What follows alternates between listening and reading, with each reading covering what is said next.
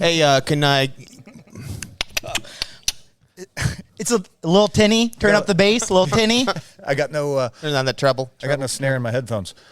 All right, hey everybody, welcome to episode 10 of the Enlightened Neanderthals podcast, brought to you by Training Northwest.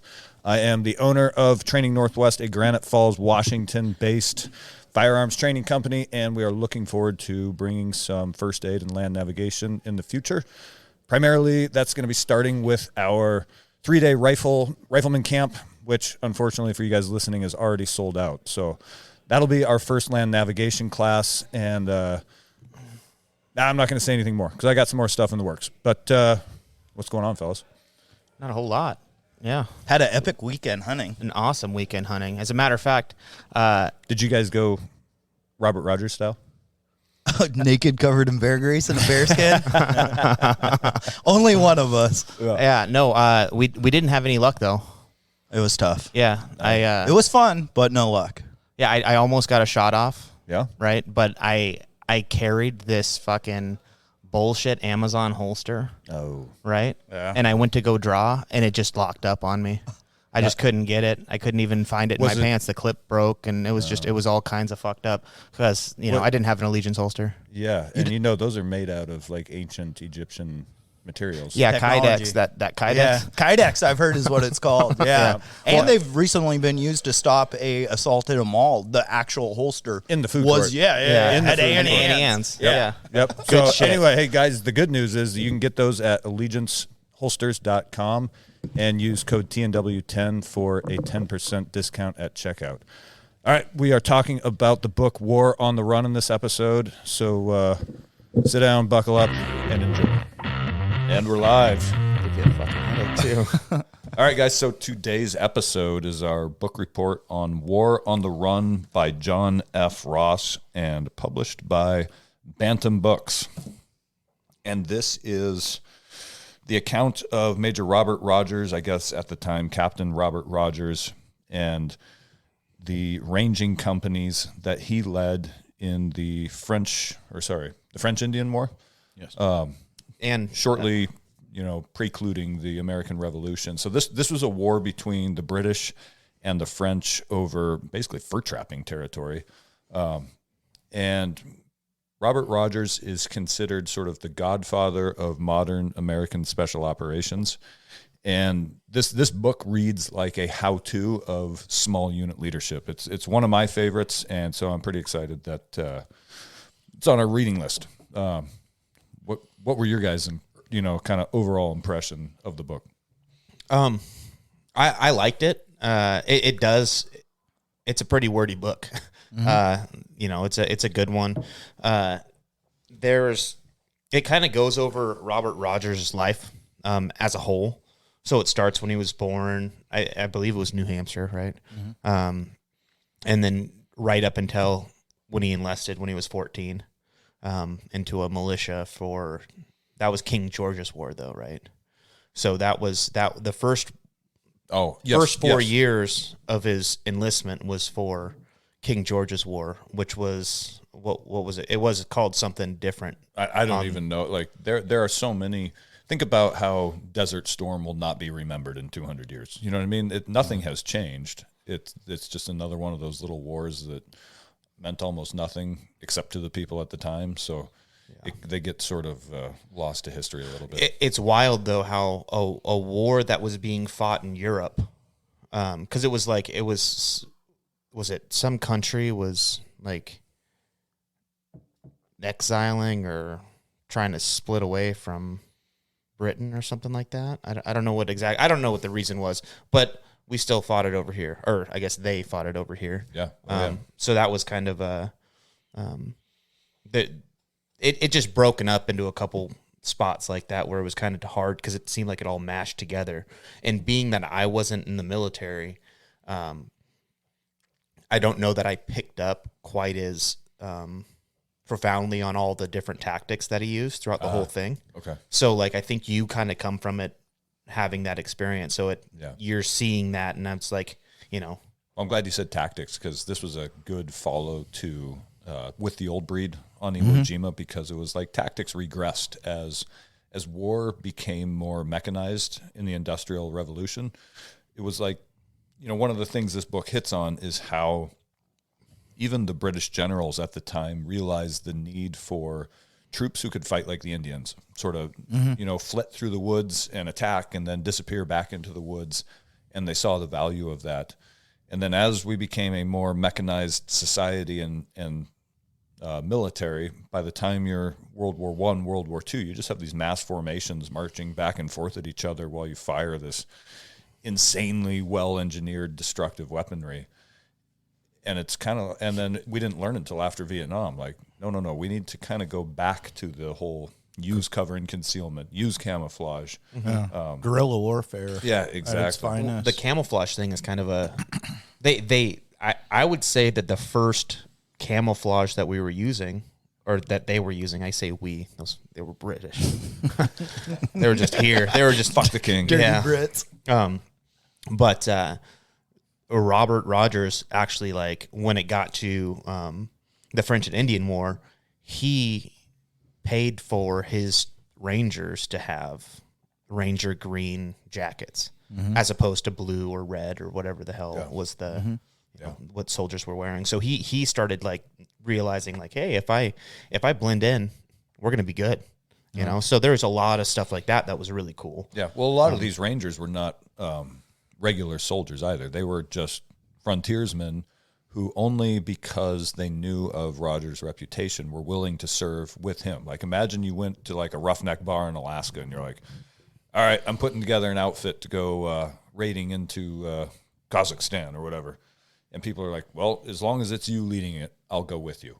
And that's a little bit how he was raising these companies. And so he was handpicking frontiersmen and outdoorsmen and men who knew the woods and who had grown up in close proximity to the Indians, and settlers were kind of intermixing. Sometimes they'd get captured and murdered, and sometimes they'd get captured and, like, adopted into the tribes. And so the ones that ended up being, kind of halfway adopted picked up a lot of the Indians' like, their knowledge of the woods and their way of stalking through the woods and hunting, and just their general, like, the way they traveled. Rather than needing the big, wide, flat, open road, they were capable of traveling off-road, like, at a like an efficient rate. So he went out and found men who had all those traits and recruited them into his Ranger companies. I think this book was crazy.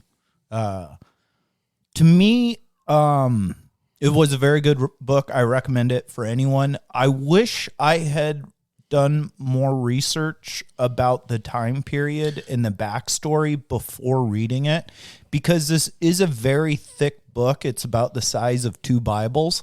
And so there's a lot to read, but I wish I knew more of the backstory and the history of the time period of all the different colonies of the British, of the French.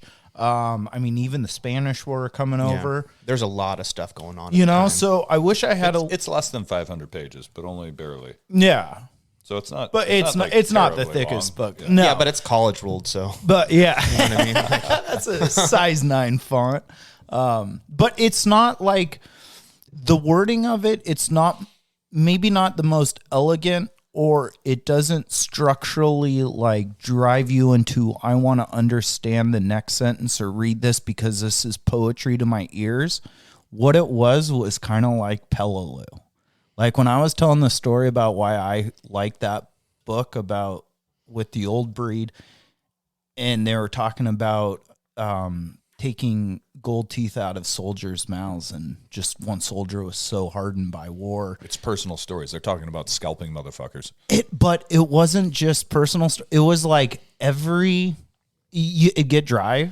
What I thought was maybe for like 5 minutes of reading, and then it was like, and then there was the bloodbath started. 200 people battling with hatchets and tomahawks. But sharp knives. The craziness, Pull but out not your long knife and your tomahawk. But not even the battling, like the weather they endured, the coldness, the starving, to moving at night. These are the parts. Okay, I'm glad you're going. They did this with no roads. This is what makes this book profound to me. Keep going. Sorry, I interrupted you. No, so just what these guys really endured, and not only endured like physically or being a warrior, but like the disease and the sickness and the people dying all around him. I mean, he had malaria. He had, was it syphilis or Smallpox? Hell yeah. smallpox? Yeah. I mean, the dude had like 6 diseases, it sounded like. Yeah. But so for me, it was just insane. Whenever it started to get, maybe I thought it fell off, it would just pick up with craziness. Just the intensity of the lives that these guys were living was so intense. Yeah, but and a little historical like background there for that is about the time, like roughly 1750s, that this was happening. The northeast portion of like the United States and Canada went into what's called the Little Ice Age. So during the winter, the temperatures up around New York State and in that, New England area were like, I think they said negative 40 degrees in January and February. Yeah. So that's what these guys were conducting operations in, and they weren't clad in North Face gear to climb Mount Everest. No, this was all they were wearing handmade exactly. stuff. They're wearing moccasins, and at one point I remember reading that it was going to be a particularly arduous mission. So each man was ordered to bring a bearskin and a deerskin. Yeah. Holy shit. Like, Yeah, but what else? It's going to be negative 40 out, so bring a bearskin. Yeah. What else were they doing though? They were rubbing themselves down with bear fat also. Yeah. Rubbing bear fat all over their bodies to help insulate themselves. Yeah. That's wild. That's Everyone had to stink so Oh bad. my God, yeah. We used to do something similar in MMA class. And it was I'm not joking. This is the God's honest truth. With olive oil. What? Yeah, we would rub ourselves down with olive oil and take our shirts off, and then it was Greco with trips at Ivan's. I swear to God. that was like, yeah, and because you get super slippery, and you do. You'd be able to grab and throw. But anyway, it got hot in there. Was there? It got hot in there. But was there like a weird dude in there shooting videotape? Bear fat. That's not the point. Something about a casting. Yeah, nobody got paid. They were gonna give it to the people, and then maybe if they liked it, we'd get paid. Okay. It's just $2,000 to $3,000 a day. Yeah. But anyway, yeah. What there was parts in this book where like I thought were super funny because you look all the way back then. You listen to the language they're talking and like how they're writing letters and stuff, and it's like they are talking such different, like it's a different language. Yeah. Right. I mean, it's English, but like just the way they're talking is different. But they weren't like on a mental, intellectual level than us, right? Like there was a point in it where they were making bets for some guy to eat fish guts. Oh yeah, like rotten fish guts. Yeah. And he eats 3 entire fish or something like that. Guts and all. Yeah. So our guys are standing around and I'm like, I will bet you a bottle of rum if you eat that. So I mean, just like looking back, it's like, okay, these guys boys will be boys. Yeah, exactly. That hasn't changed in the last 300 years, No, it has not. So, I think it's interesting. You're kind of talking about like he would get ordinary people and they would follow him because they had heard about this guy's heroism or his tales or what he does in leading guys into battle. But I think it's kind of important to look at where he came from and who he was raised by. Like the reason he was so good at this guerrilla warfare is because he was close to native people and living in, kind of a tribal lifestyle. Yeah, his dad almost. moved them like way out into the frontier. Yeah. And so they grew up pretty, like a lot of people were, or I shouldn't say a lot, but like all these frontiersmen were growing up self-sufficient. Yeah. And that's actually one of the kind of tenets of modern special operations now is that your lowest level people are not only entitled, but they're supposed to be capable of decision making. Whereas sort of the traditional military model that like the British Army was using at the time, and it talks in here about how the British soldiers and officers kind of looked down on the Continental soldiers and especially on the Rangers because they considered them rabble. Yeah. Because the lower enlisted would dare voice, like they have opinions. It's like, how dare you? It's like, oh no. But even Rogers like also respected that to the point where he would kind of say, my men have like their opinion matters in this mission. Yeah. The lowest private on here is a good frontiersman. Yeah. So I want to hear what they have to say about this operation. And they were involved in the planning. And the British thought that he was basically letting less intelligent people plan his operations. Yeah. And so even in today, like the American Army today, one thing I remember in 2nd Ranger Battalion is that we would get like a new lieutenant platoon leader who had come in before you could come to the Ranger Regiment as an officer. You had to do that job somewhere out in the big army. So they would come from another infantry unit as lieutenants to do platoon leader time in the Ranger Regiment. And the first time we would do a live fire exercise, you would inevitably kind of get a comment about like, I didn't think the squad leaders would be so involved in the planning, because you were. And in the big army, planning is an officer's role. And then they share the plan with the NCOs, and the NCOs execute the plan. Whereas you get into units like the Ranger Regiment, like Force Recon or SF or whatever, and the enlisted men have a much larger role in the actual planning of the operation. Yeah. And so that's one of the sort of legacies of Rogers' leadership. Well, what he said was he wanted to write a manual that, like, it wasn't like the brass would create. It was that any serving individual could read and understand. And those orders are still in effect in today's 75th Ranger Regiment. Yeah. The 28 rules of ranging. Yes. Ranger, yeah.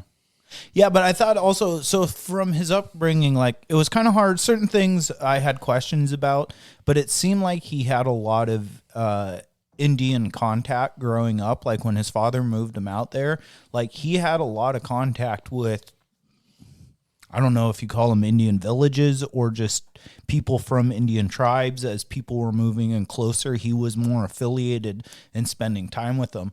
And I think it's interesting. One, it gave him not an appreciation, but a respect for their culture and what they were able to do. Like how he was as a child starting to work with them and run through the forest and learn the different ways of the forest and the animal and the game. And I think one of the things he said was like the speed at which the forests move and trying to understand that more. And as you see later, as he develops his techniques, as more of the culture was against Indians, I felt like he was impartial. He wasn't like they're good or they're bad, but he's like, I respect them for what they know and they do. And that really, I think, shaped quite a bit of his technique and his personality and what, you know, as it got later past the French and Indian into the Revolution and the expansions of the territory, just what he thought was right and wrong is, I mean, later in it kind of got weird. He wanted he wasn't a governor, but His end is tragic, but it's it's almost terrible. Yeah. It's kind of like, look what's happening to all the soft dudes who are coming home now. Yeah. Like you live that, like, he fought that war for all these years and then eventually became just this worn out, burned out combat soldier. yeah. And it's very, there's a very close parallel to, you know, the issues a lot of guys come home from the war on terror with. Yeah. Well, didn't he even go to jail in the end there? Yeah. Because He of ended up in debtor's prison. and not having tax tags. Yeah. But hang on, you were hitting on like another kind of, you know, another thing that grabbed me was, and it's not even directly talked about in the book, but imagine being an immigrant. So his parents were immigrants who came to New England, and then his dad and a partner bought like a couple thousand acres, like way out on the edge of the, you know, the known new world. So they're frontiersmen going out to hack a living basically into the wilderness.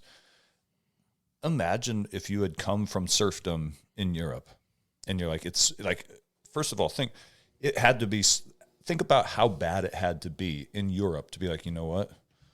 I'm going to take everything I own, which fits in a box, and I'm going to put it on a ship where I have probably a 15% chance of dying in transit, and I'm going to go to this new world that I don't know anything about, and I'm just going to head off into the woods and try to figure it out and not have a fucking clue what you're doing because you came from the feudal system where you're sort of told what to do day in and day out and just have to go out into the wilderness and figure it out.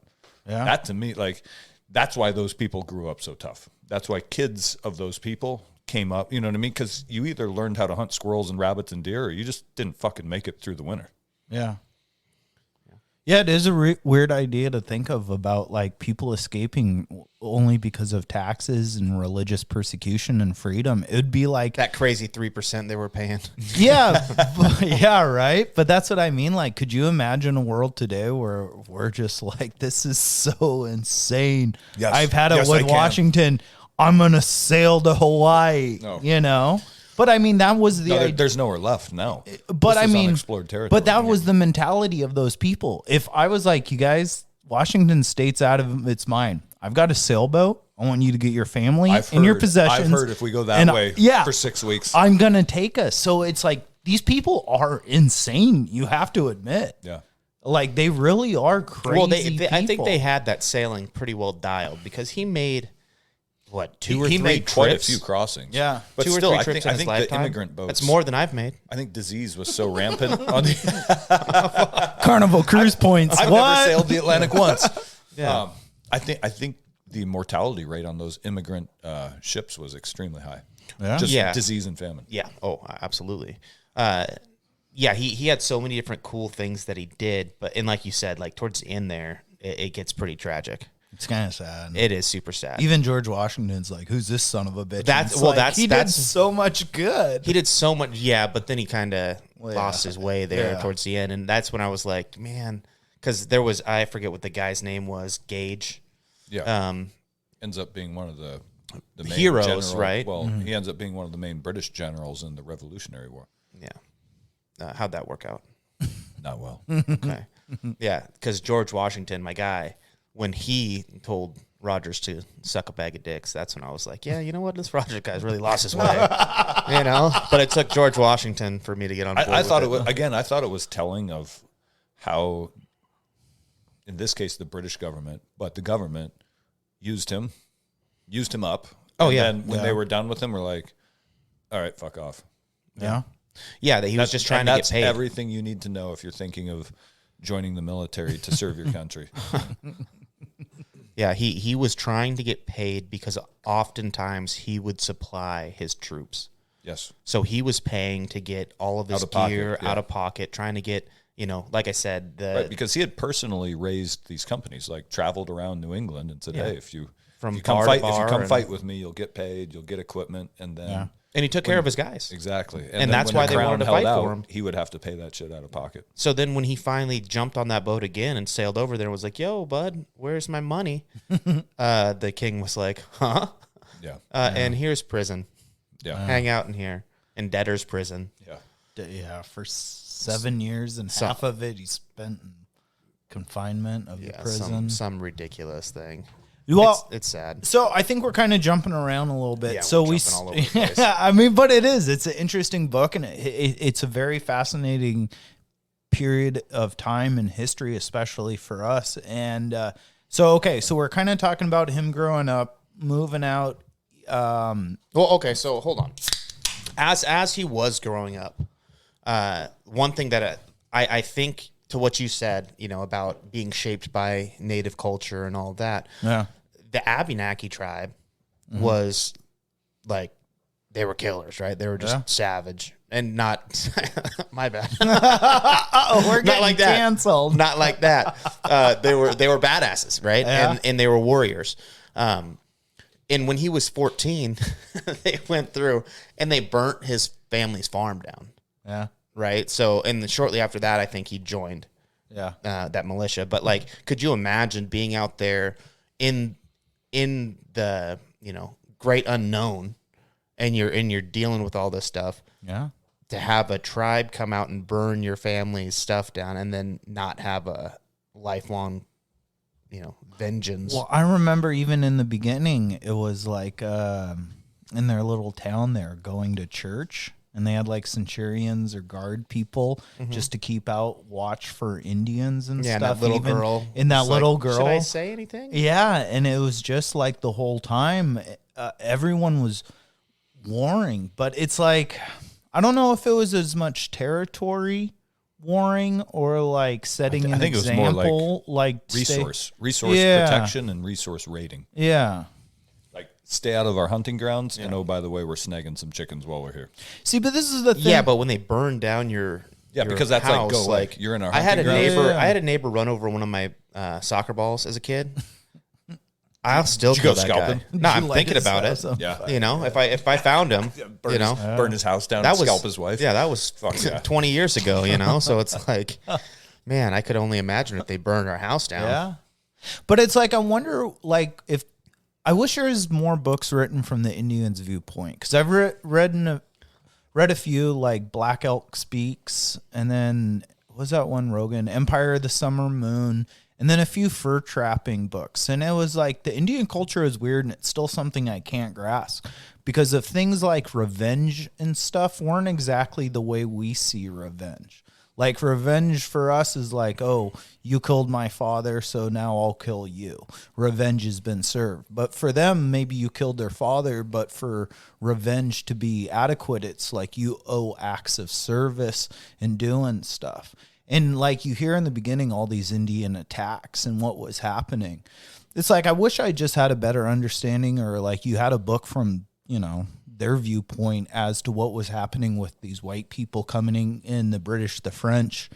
I mean, it is weird to see more of an alliance with the French than the British. Is it a type of culture? Is it a way of lifestyle? Well, it sounds like the French assimilated much more readily into more of a native type culture because it talks repeatedly about how much more in tune the French were with that frontier style of warfare because they were all fur trappers and outdoorsmen. Yeah.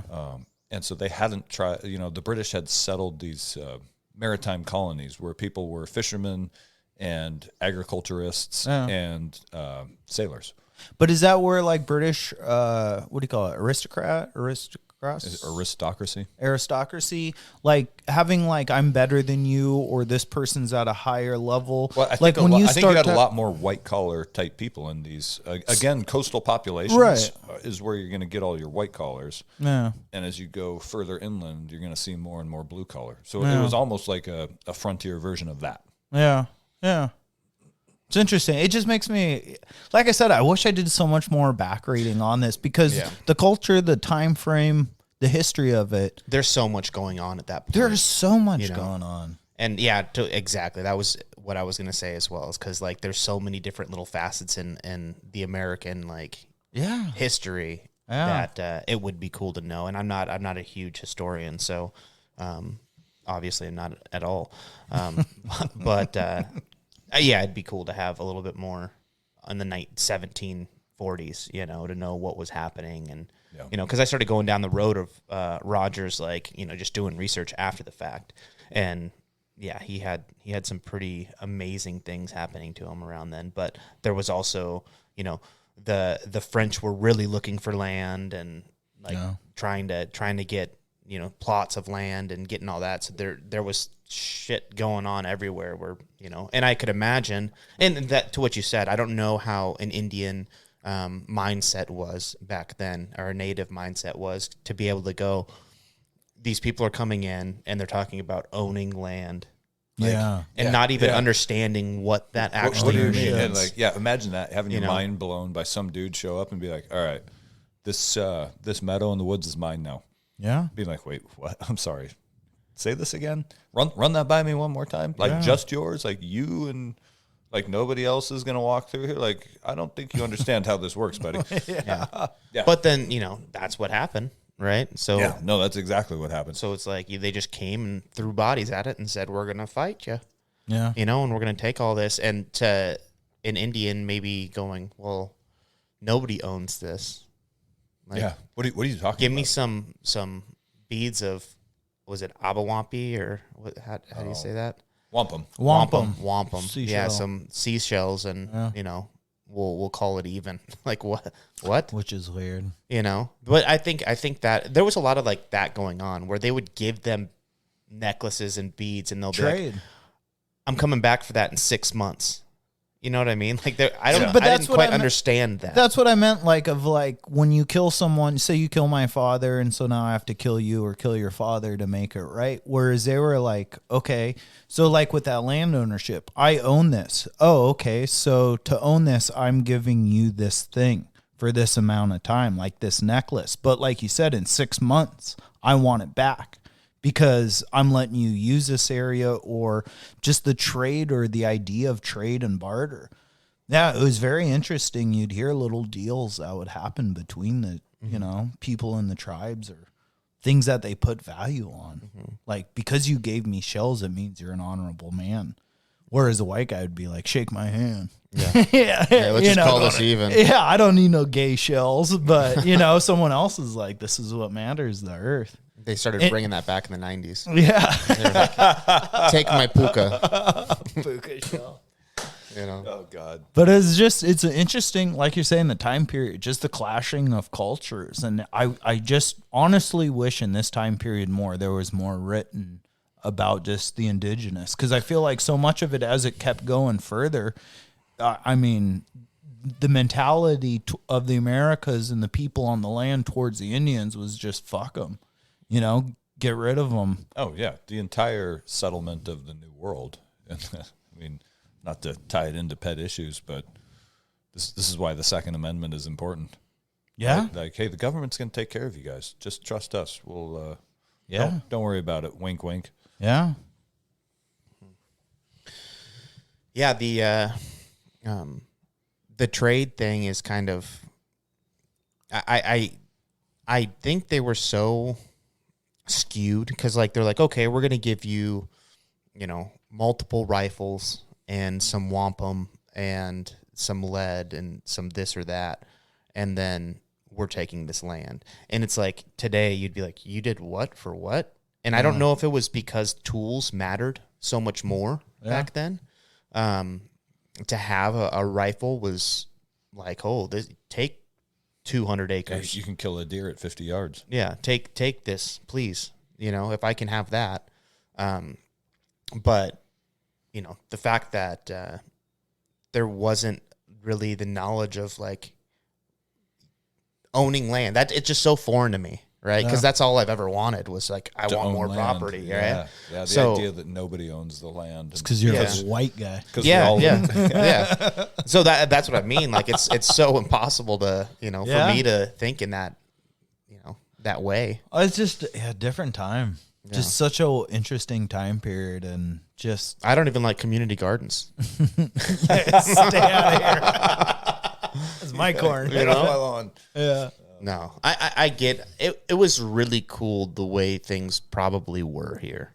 I could imagine before we got here, we kind of cool in a way that but like tough and shitty. Yeah, I was going to say we also another thing this book highlighted for me is that people sort of romanticize old ways, like we all just need to go back to subsistence living, like before the settlers were here, and it's like, no, motherfucker, that was a hard life. I'm glad that I'm laying in a warm bed with a roof over my head, reading about it, and not like scratching a lean-to tonight and trying to get some wet bark to burn so that I can survive till sunup. Well, that's a good point. So I finished this book a couple days ago, and I am still cold from reading it. So, like, as crazy as it was of the time and everything. So let's get a little further into it. So as Rogers gets older and starts to get more affiliated with the fighting, as the wars of the French and Indian Wars really start to beginning, and he starts to kind of train men, I feel like that's where the book, for me, like around chapter maybe 13, 12, it really started to take off, where he's really starting to get in with his men. Like the beginning was just, also, like, as he's getting more famous and he's doing these things, he's also kind of like a modern day celebrity. Yeah. So that's another good point, is the Boston Gazette is writing about all these sort of escapades he has up into northern New York, where he's, raiding the French. And so they're writing these sort of, almost like, think about how like SEAL Team 6, every time during the War on Terror, SEALs did anything, there was like a big to-do on the news or whatever, like SEAL Team attacks, compound in Jalalabad. And so, made more coffee. Exactly. Yeah. Here they are. And so that was part of his recruitment too. His fame was spreading, so that when he was back in New England and he would go to the taverns and looking for young men who had frontier skills, and that's one of the ways he got them into his company. And so like he would do all these little raiding and war parties and like defending of forts and stuff like that. And I felt like he was one of the first modern day of that time. Like you said, the Boston Gazette was writing about him. Like he was one of the first celebrities of that day, of the George Washington of the New World, like 1776 time period. He was, the Kardashian, but for war in America, and like fighting off the French foreign invaders or the Indians that are trying to keep us from, prospering in this land, which is kind of an interesting. Like, not only was he a warrior, but he was like, I'm also a public figure. Yeah. Well, do you think that, that had to have helped in his recruiting, right? Oh, 'Cause yeah, I think you're probably looking at, you show up to a town or a colony and you go to recruit people and they're like, oh, like kind of young guys are kind of starstruck. Yeah. The first bit of like, what is this? Robert Rogers. Yeah, that's him. Holy crap. Like, here we go. Yeah. I'll do anything. Yeah. So I felt that really aided a lot of fuel to the fire, but then the training begins. And it's like they start getting into what they have to do. And Bring a bearskin. But it's beyond bring a bearskin. And your homemade snowshoes. We don't have fires. Yeah, we move at night. We barely eat food. I know that 1 cup of corn has 800 calories in it. And maybe I can't even add water to it. 20 cups of corn or And whatever.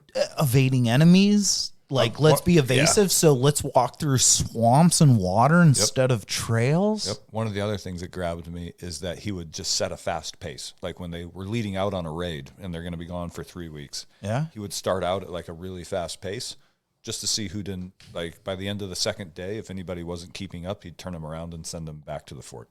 That was one of the ways he knew. He'd be watching for anybody who's like trying to hide like they've got a bum ankle or some sort of injury or illness that they're trying to conceal. Yeah. So he'd just tear off out of the fort, headed north, and it's like whoever's still keeping up after 48 hours. He would move like 50 miles a day. Yeah, That's hauling ass. Yes. In snow. Yeah. In negative temperatures. At one point, I'm pretty freaking sure he wild. was on fucking ice skates. Yes. Oh yeah, ice skates. Yeah, that's right. Yeah, they ice skate up Fort George or Lake George or whatever it is. Yeah. Oh man. The ice capades this guy was doing. Well, and it's But that's innovation. Like that's think about how stuck in normal channels like bureaucracy, like a large military gets.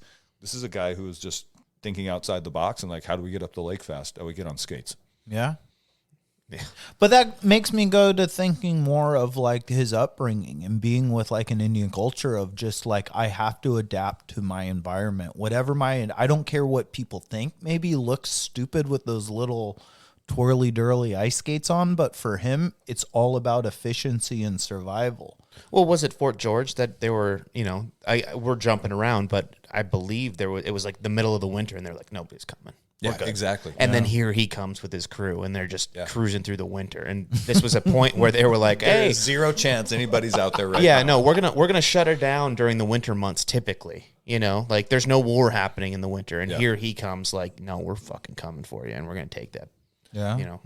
And they wouldn't even attack the fort. They would ambush someone outside the fort, which caused everybody to run inside the fort and lock it up. And then they would slaughter all the animals, which now you're wintering with less provisions. And they would burn huts and rice and anything they found outside the fort. But they weren't directly attacking the enemy so much as they were denying him some of his logistical support. Yeah. Which again, modern day special operations, the parallels are wild. Yeah. Well, it was impressive to me because you're putting on that rifle camp, right? Or the rifleman camp. Yeah. And you just sent out a list to people. Oh, by the way, these two will be there. So if you guys want to, you know what? Never mind. It's sold out. Sorry, guys. Next year. We'll take pictures for You you. can come hang out with the Neanderthal crew. Anyway, you sent out a list and it was bring this. And he had the similar list. It was, obviously not the same, but it was like he had a list of things that the guys needed. And I don't know if he was supplying a certain amount of them. Because like I said, with the coats and all that, he wanted his guys to be dressed in green and not fucking red for some reason. I don't know. But it was like 65 lead balls or shots or whatever. And times that by 100 and that's what we'll be carrying. Yeah. But, it's the parallels that I've been drawing are stuff like that. And it's not as much like, oh, they cut off supply lines.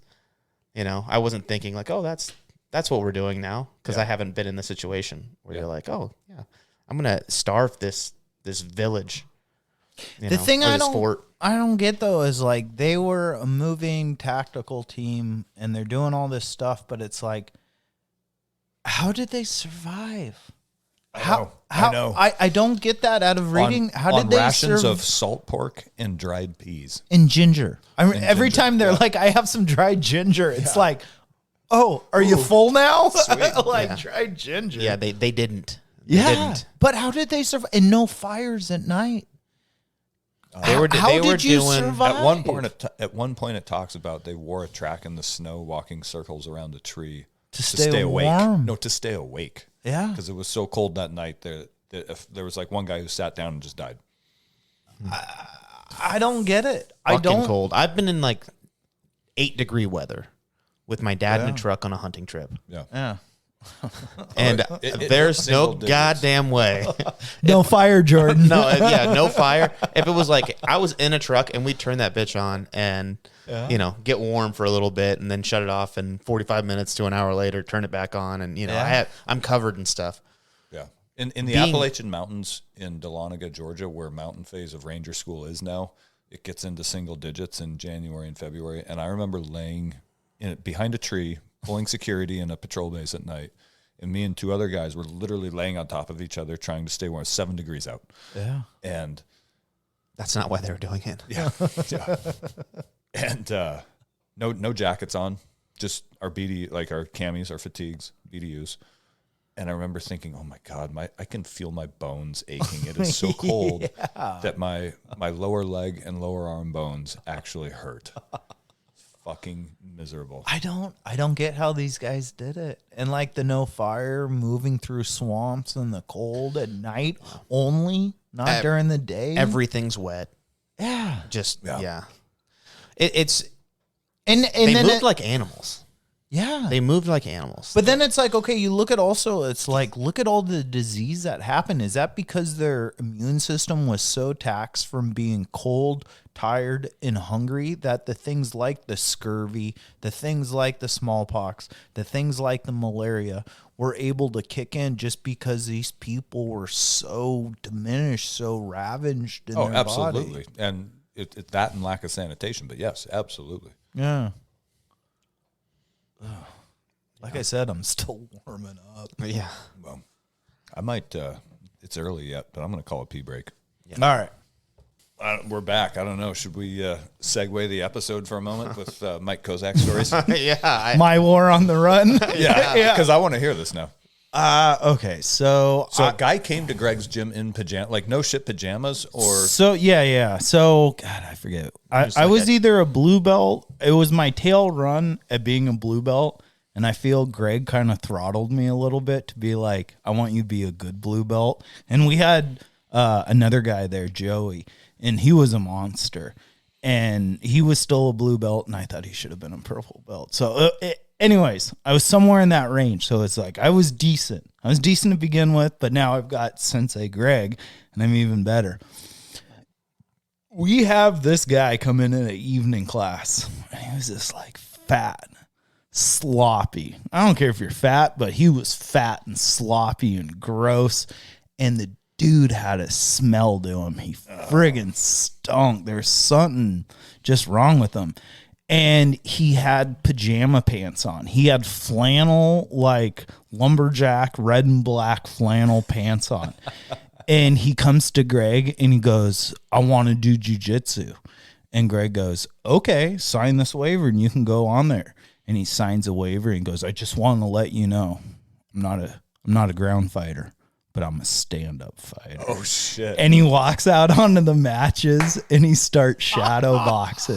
Like he's throwing feints and jabs and doing all this stuff. And Greg just looks at me and he goes, Kozak, you got this? And I go, I got you. So Greg hit the round timer, round started, and I just pour like, dude, I didn't want this guy at our gym. He stunk. He was weird, so it's like, all right, I'm going to give you something to remember. And we made it halfway. I submitted him maybe 2 times, 3 times, and we go to stand up the next time, and I go to slap and bump. And instead of slapping, as we go to do it, he pauses, and he gives me the 1 second finger. He goes, oh. His eyes get real big, and he looks at me and goes, covers his mouth, and he runs downstairs, and he threw up all over the trash can downstairs.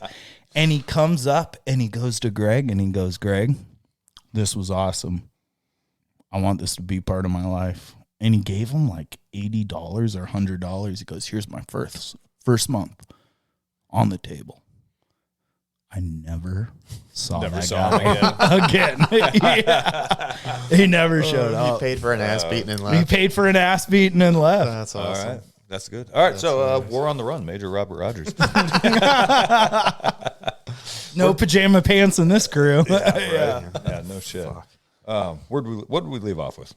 Being cold, Being cold, being miserable. not eating food. Yeah, just sort of the dire conditions these guys were doing this in. That is still just, it's baffling. To me, it is just honestly baffling. The conditions these guys went through, and then to think of this guy, Roger Waters, A big fan.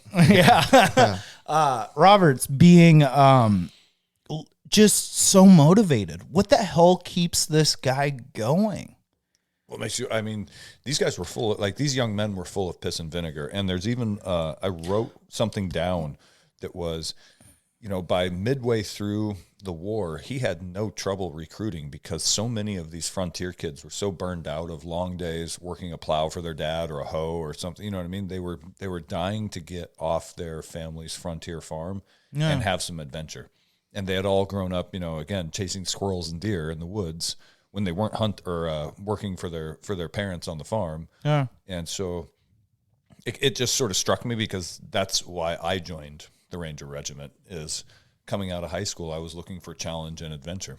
And that was my sort of impetus to join. After the third day of sleeping in 7-degree weather, I don't think they felt bad for themselves. At no point in this. The other thing about this book, and it's sort of similar to, who's it, Ernest Shackelford, Endurance. Mm-hmm. Is that the right name?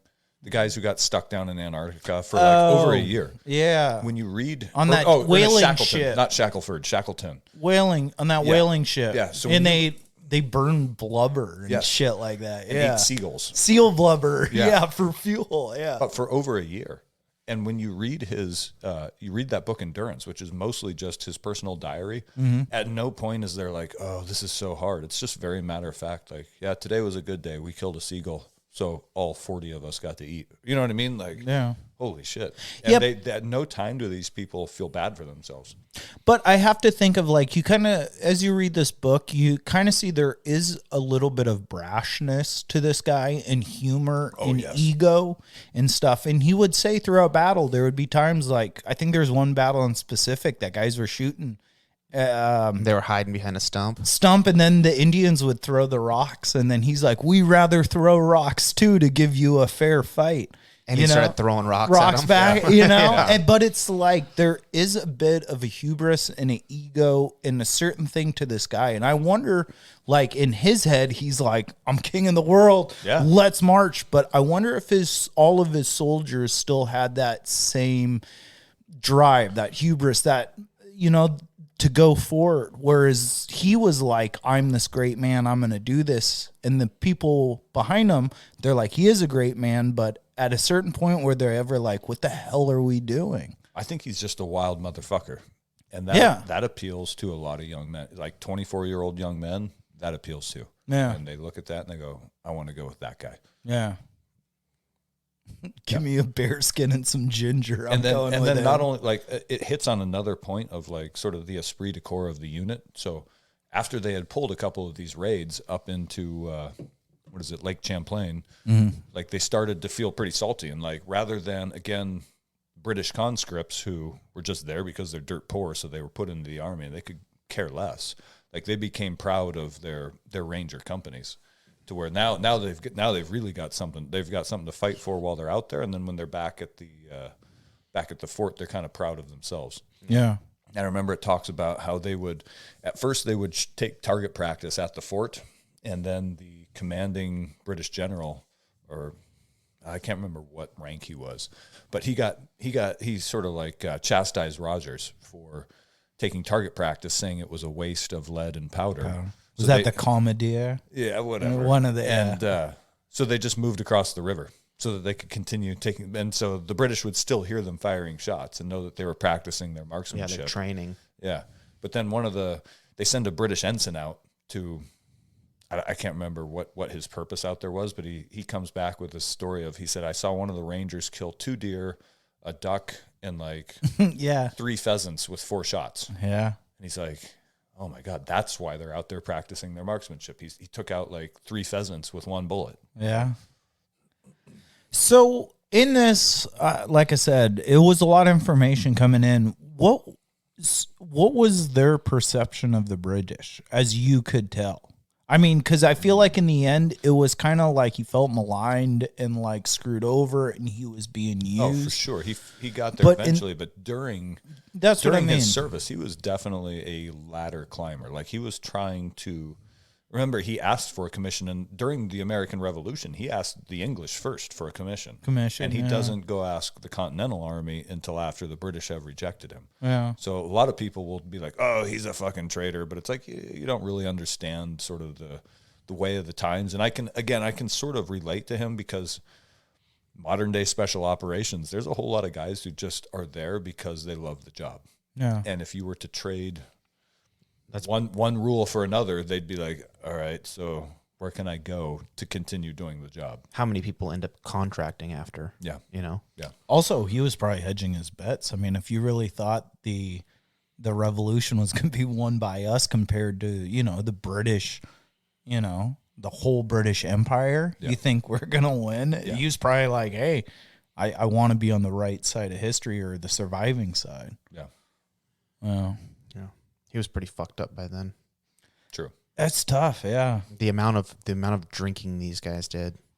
Dude, the rum? I didn't know rum existed like that back then. I mean, rum was like the most valuable thing on the frontier. Just going to say, you can't pay someone with metal coins out in the woods. No. Like, these are heavy. Now I have to carry them. What do I do with them? Yeah. Yeah.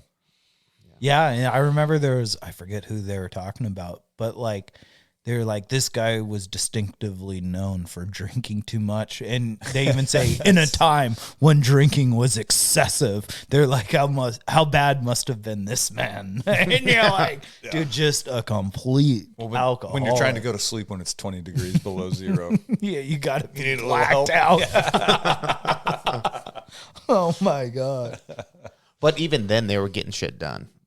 Yeah. You know what I mean? Again, like covering, what'd you say, like 50 miles a day? Yeah. Unbelievable. Yeah, Just I mean, I think he was walking there was, and I don't remember the exact numbers, but they were covering more ground than Lewis and Clark. Yeah, that was one of the things they said. You know what I mean? Like, that's mind-boggling. War party. Yeah. Yeah. And they're carrying their gear. They were pretty well, they were lightweight, right? But then another one of the things that they were doing was every man carries gear for himself. Yes. Right? Mm-hmm. Because if you're going to rely on everybody sharing this guy's, I'm going to carry a pot and you're going to carry the water, and this, like, that doesn't work. Perfect. That question came up with the rifleman camp group. Somebody emailed and said, hey, I see on the packing list that you want us each to have a camp stove or jet boil or some way of, creating hot food, right? What if reasonable question? Yeah. No. It's 100% a reasonable question, because this is how backpackers do it. One person carries the fuel bottle, somebody carries the stove, one person carries the nylon tent, somebody else carries the poles. And so he said, is it cool if between me and 3 other buddies we share a cooking system? I said, I'm not going to tell you what to do, because this is, you guys are my customers, but let's think about this in some sort of real life military type scenario. If one of you is killed or captured, are the rest of you going to be able to eat if the temperature's around 30 degrees? Yeah. I don't know.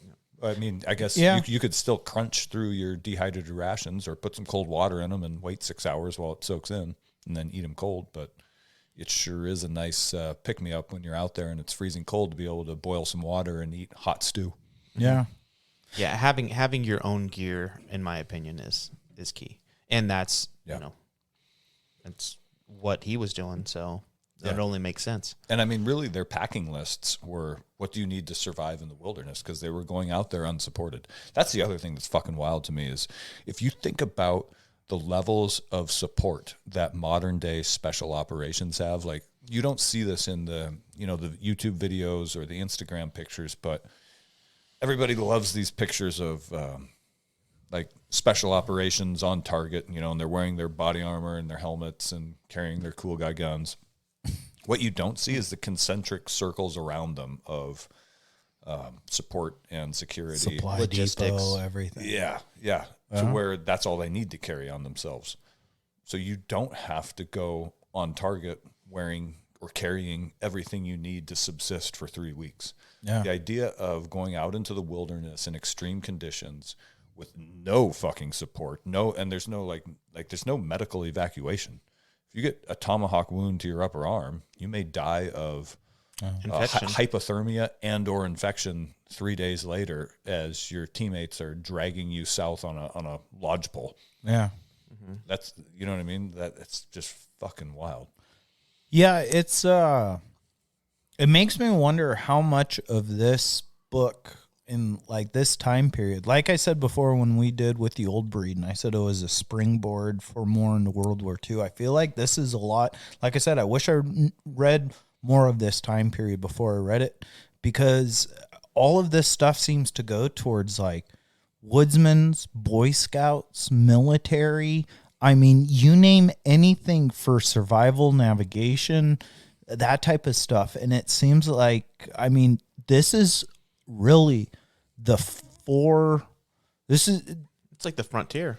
yeah, but I Well, mean, the- this is the what the crossover. base of what all of this stuff is based off of. In United States, these old groups of outdoorsmen, this has to be one of the first doctrine that has ever been applied to those groups of America, those scouts, Eagle Scouts, Boy Scouts, military, Army, you name it. It's interesting the parallels between hunting and military activity, which I sort of poo-pooed, but I realized when Jordan and I went deer hunting this last fall that I was like, man, I could have described last weekend as we went deer hunting, or I could describe it as we conducted a vehicle infiltration of an enemy-held valley and then established a vehicle cache point from which we conducted medium-range ambush and surveillance patrols.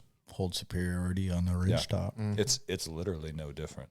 And I can tie deer hunting into a whole lot of military-type training scenarios. That'd be all right, we're not talking about that anymore. Hang on, I got ideas on that. Next topic. Yeah. Fun. No, it is crazy. Just Might have to have like a training Northwest deer hunt or something in the fall. that'd be good. That'd be kind of cool. Yeah. Like a coordinated We release a bunch of caged deer on the property, like a pheasant hunt. I'm thinking about go over to like the area above Chelan. Oh, And okay. Easy do, now. like, do like Easy a now. coordinated recce. Oh, that's yeah. We're not getting. Shut up. Yeah. Thank God I. Where you Above, guys, where you above guys he want means to go elevation wise. is due He east. certainly of doesn't mean north. Exit 17 off of. Yeah, there's a lot of different things that he does throughout this book that does tie into all those, the hunting aspect, obviously, because they had to do that. But, there wasn't as much hunting. They didn't talk about it, and I think it was probably more because it was just known that that's how you're living. I think it was easier to hunt too. Like, I know recently Rogan had, and I gave a shout out to Dan Flores on his podcast. I'm about an hour into that episode. It's really good. It's really good. Coyote America. Coyote America. I was going to suggest that go on our reading list at some point. It's a great book, but even more so is American Serengeti. And it was from trappers and people in this time period and before that came to the Americas. And I mean, they're fighting grizzly bears in Florida. I mean, the buffalo are everywhere. The elk are already everything is everywhere. And so I thought about that too, that they don't really talk a lot about the animals they kill in hunting, but I think it was just such a part of natural life and the ability to constantly find wild game. But they're like, why ride it? Even in camp in the wintertime, they're subsisting largely on salted pork and dried peas. Well, you're still if you don't have to hunt, you're not gonna hunt. And if you can bring your food with you, you're not making noise. You're not gunfire. No, because I get that know. on, And you on can an be in a operation you fort. can't shoot a deer. I get that part. Yeah. But We have the part suppressors where now, they're though. where they're I know, right? The part where they're in camp and still just eating this shit food. That was the one that kind of surprised me. I thought that in the fort they would have, canned vegetables or jarred vegetables. But what and you fresh think meat. is shit food, though, they were probably like, what do we want? Fat and salt.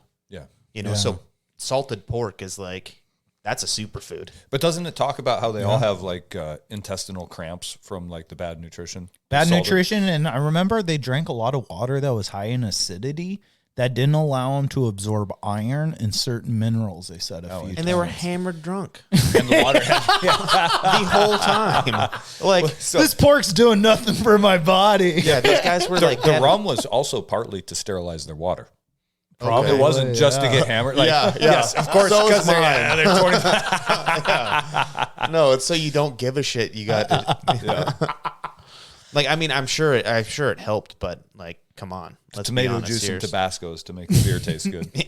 Yeah. No, there has to be like at some point you would think that I don't want to give them an excuse and say like, oh yeah, no, it was a medicinal, It was not medicinal rum. I mean, I'm It sure was they could have. emotionally medicinal. Yeah, I mean, they used it for so much, and it was such a big part of just being in the frontier. But I didn't think it would be rum.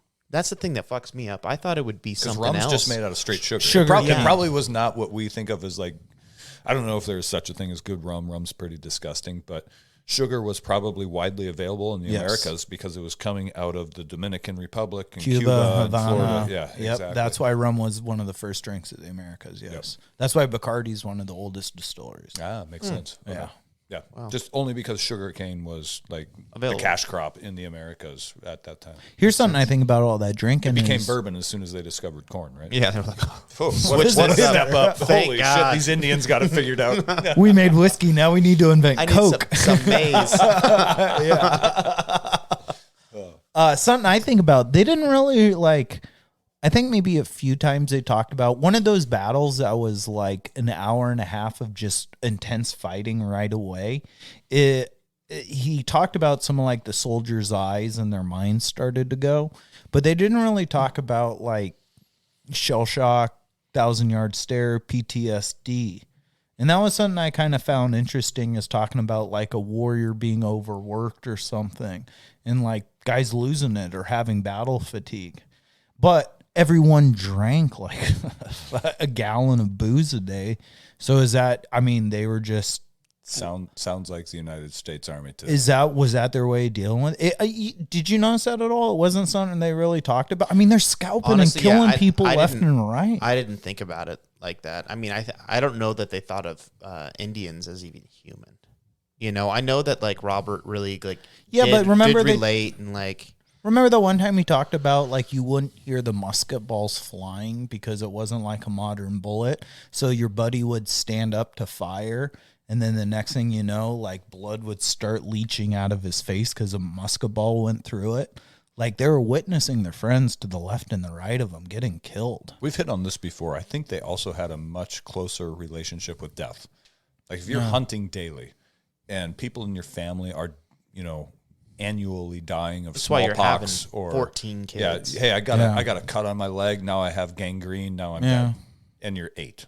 Yeah. Right? Like people had 8 kids because child mortality rates were like 50%. Yeah. If you lived to be 10 years, you had about a 50-50 chance of living to be 12 years old. Yeah. I don't know. They just Fucking seem to handle the killing better. And even at like one point, I remember when we think of it as unnatural. We in the Western world don't understand that death is just the natural end of the cycle. And we have, but even you don't know how much time you have here. We don't know, but at some point we all have to die. And because we sort of whisk the dead away to a funeral home really quickly and sort of, don't let the kids see, or don't, just gotta, like, we don't have any level of comfort with it. Whereas if it were part of your life day in and day out, it's just part of the cycle, man. People live, people die. But I don't think they. And then we take a thought scalp. about life the same. Yeah, but it's even they're getting paid for it. you at some point you got to be like, this is kind of crazy. What there was a point in it when they were talking about battling and they hit an arduous part of winter and they're traversing and they had almost no food, and the day before they had battled and they had scalped like 7 Indians, and then they needed food, so they boiled their scalps and they ate those scalps, and then they boiled their belts. Often eat the But it's like then they boiled their own dead. belts, and they would boil their moccasins, and they would boil their powder horns just to get a broth. At some point, aren't you like, man, this is a little fucked? Yeah, but I mean that's just what do you did. want to survive to tomorrow? Like I said, I'm glad that If they had to do as that, much as we romanticize the old ways, Yeah. I'm sure glad that I've got a double stuffed mattress and a down comforter, Yeah. and a tar shingled roof, Oh, and a natural gas furnace. You know what I mean? some badass buddies. Thanks, Joe. Yeah. Yeah. yeah. We have no idea. I think that their life we can't even put ourselves in, right? Like the mindset, like we were trying to figure out, like, I wonder how the Indians felt. Like, it's like, I don't know that we can look to the Europeans and even go like, yeah, that's What were you thinking? yeah, because life was so hard. Like how it's not even comparable. Yeah. Like to what we have today. What would it take for you to get on a boat and cross the ocean to another continent with nothing, with like, That's- whatever yeah. you can fit in one box? That's what I was saying about if Washington taxes were so bad. Life would have to be really bad for you to be willing to go to that length. Yeah. Yeah, I mean, think about it. How So many is people life- sitting here in Washington are like, one more fucking thing and I'm moving to Montana. Yeah. You know what I mean? And we haven't. Yeah. So and we're talking about work and stuff like that. And ultimately that's what it was over there. We're getting away from the king's taxes and all the other bullshit that happened. But today, in today's society, we have it so good. I also think that we can develop relationships a lot easier than they could then, right? Because if you weren't within a certain range of people, you weren't. Oh, God damn it, Mike. Kozak and his phone. My alarm. What time is it? Time to continue talking about the book. Okay. So, yeah, I don't think that you could develop the same relationships, or the relationships mattered to the same degree as we put, my relationship with people are everything to me now, but I don't know that like it was like that back then. And maybe I'm wrong, but I don't know. I mean, I could even argue maybe relationships were more because you have tighter. I think yeah, because because you have with more that group, because you have right? interdependency But when on you're, one another. When you're moving amongst the, so the Rangers, I bet, were super tight. yeah. Well, But I I bet think when even you were- families, like if you're living on a frontier plot, sometimes I wonder about this with my kids because they're growing up in a suburb and they don't have, like, our family doesn't struggle together. No. We don't have like a shared experience like exactly. Everyone Like, has independent dude, struggles. The pantry is full. The fridge. Mama went to Costco. Like, you guys are not going to go hungry today. Like, Jen's been out of town for 3 days on one of her adventures. Dad's in charge. It's kind of a fuck show, but you're gonna make it. Yeah. Because That's Mama went to the biggest Costco struggle. before she left. You know what But I mean? you have And there's independent- it's not like we need to get out and plow the field this morning Yeah. because if we don't get it planted by the end of May, then we won't have vegetables in August, and then we won't make it through the winter. Well, you have struggle, but you have an independent struggle. You have to go through the struggle of you at work. Your kids have to go through the struggle of them being at school and dealing with their classmates or the school. Your wife has to go with the struggle of her work and her friends. But if you all had one struggle, like the food you're saying, and it took a whole family to plow a field and make food and raise a cow, you would have a group struggle. What do you think? I mean, that's what we talk about with jiu-jitsu is like the snuggle struggle, right? Like that's how you get close to people and like build, like know what people are about. But how would you want to manufacture that within your family? So I mean, Is there the a way? My parents did it. Yeah, they bought 10 acres of dirt farm in Omak when we were kids, and we had cattle, and we had horses, and we had chickens, and we had goats and sheep, and we did it all ourselves. No hire in OMAC. It's not like you can hire outside help anyway. You just have to figure. There's no Home Depot. There's a little tiny True Value hardware store, and you make do with what you have. And so, like, I was thinking about it yesterday morning because kids slept in till 8 o'clock. And then, here I am sitting on the couch reading War on the Run, drinking coffee. And it's like, when I was their age, my dad would have woken me up at 7 and said, hey, I need your help today. Yeah. And we would have gone out and done manual labor in the sun for, they usually would cut me loose about like 2 o'clock in the afternoon. Yeah. So it wasn't like an 8-hour day, but it was like a 5 or 6 hour day when I was 11 years old. Yeah. You ever think about telling them you're cooking dinner tonight? I should, except I like to eat well, and I'm a good cook. Well, that's the fucking struggle, brother. Peanut butter and jelly sandwich. That's the struggle. But I mean, just because that's what we did as a family. Like, we didn't have a whole lot, but like as far as the struggle that we had, right? But it was like, oh, you're cooking tonight. And it's like everybody's depending on you to fucking figure it out and not make. Because I don't care what anybody says. If you cook food for people, you instantly care. That's a good idea.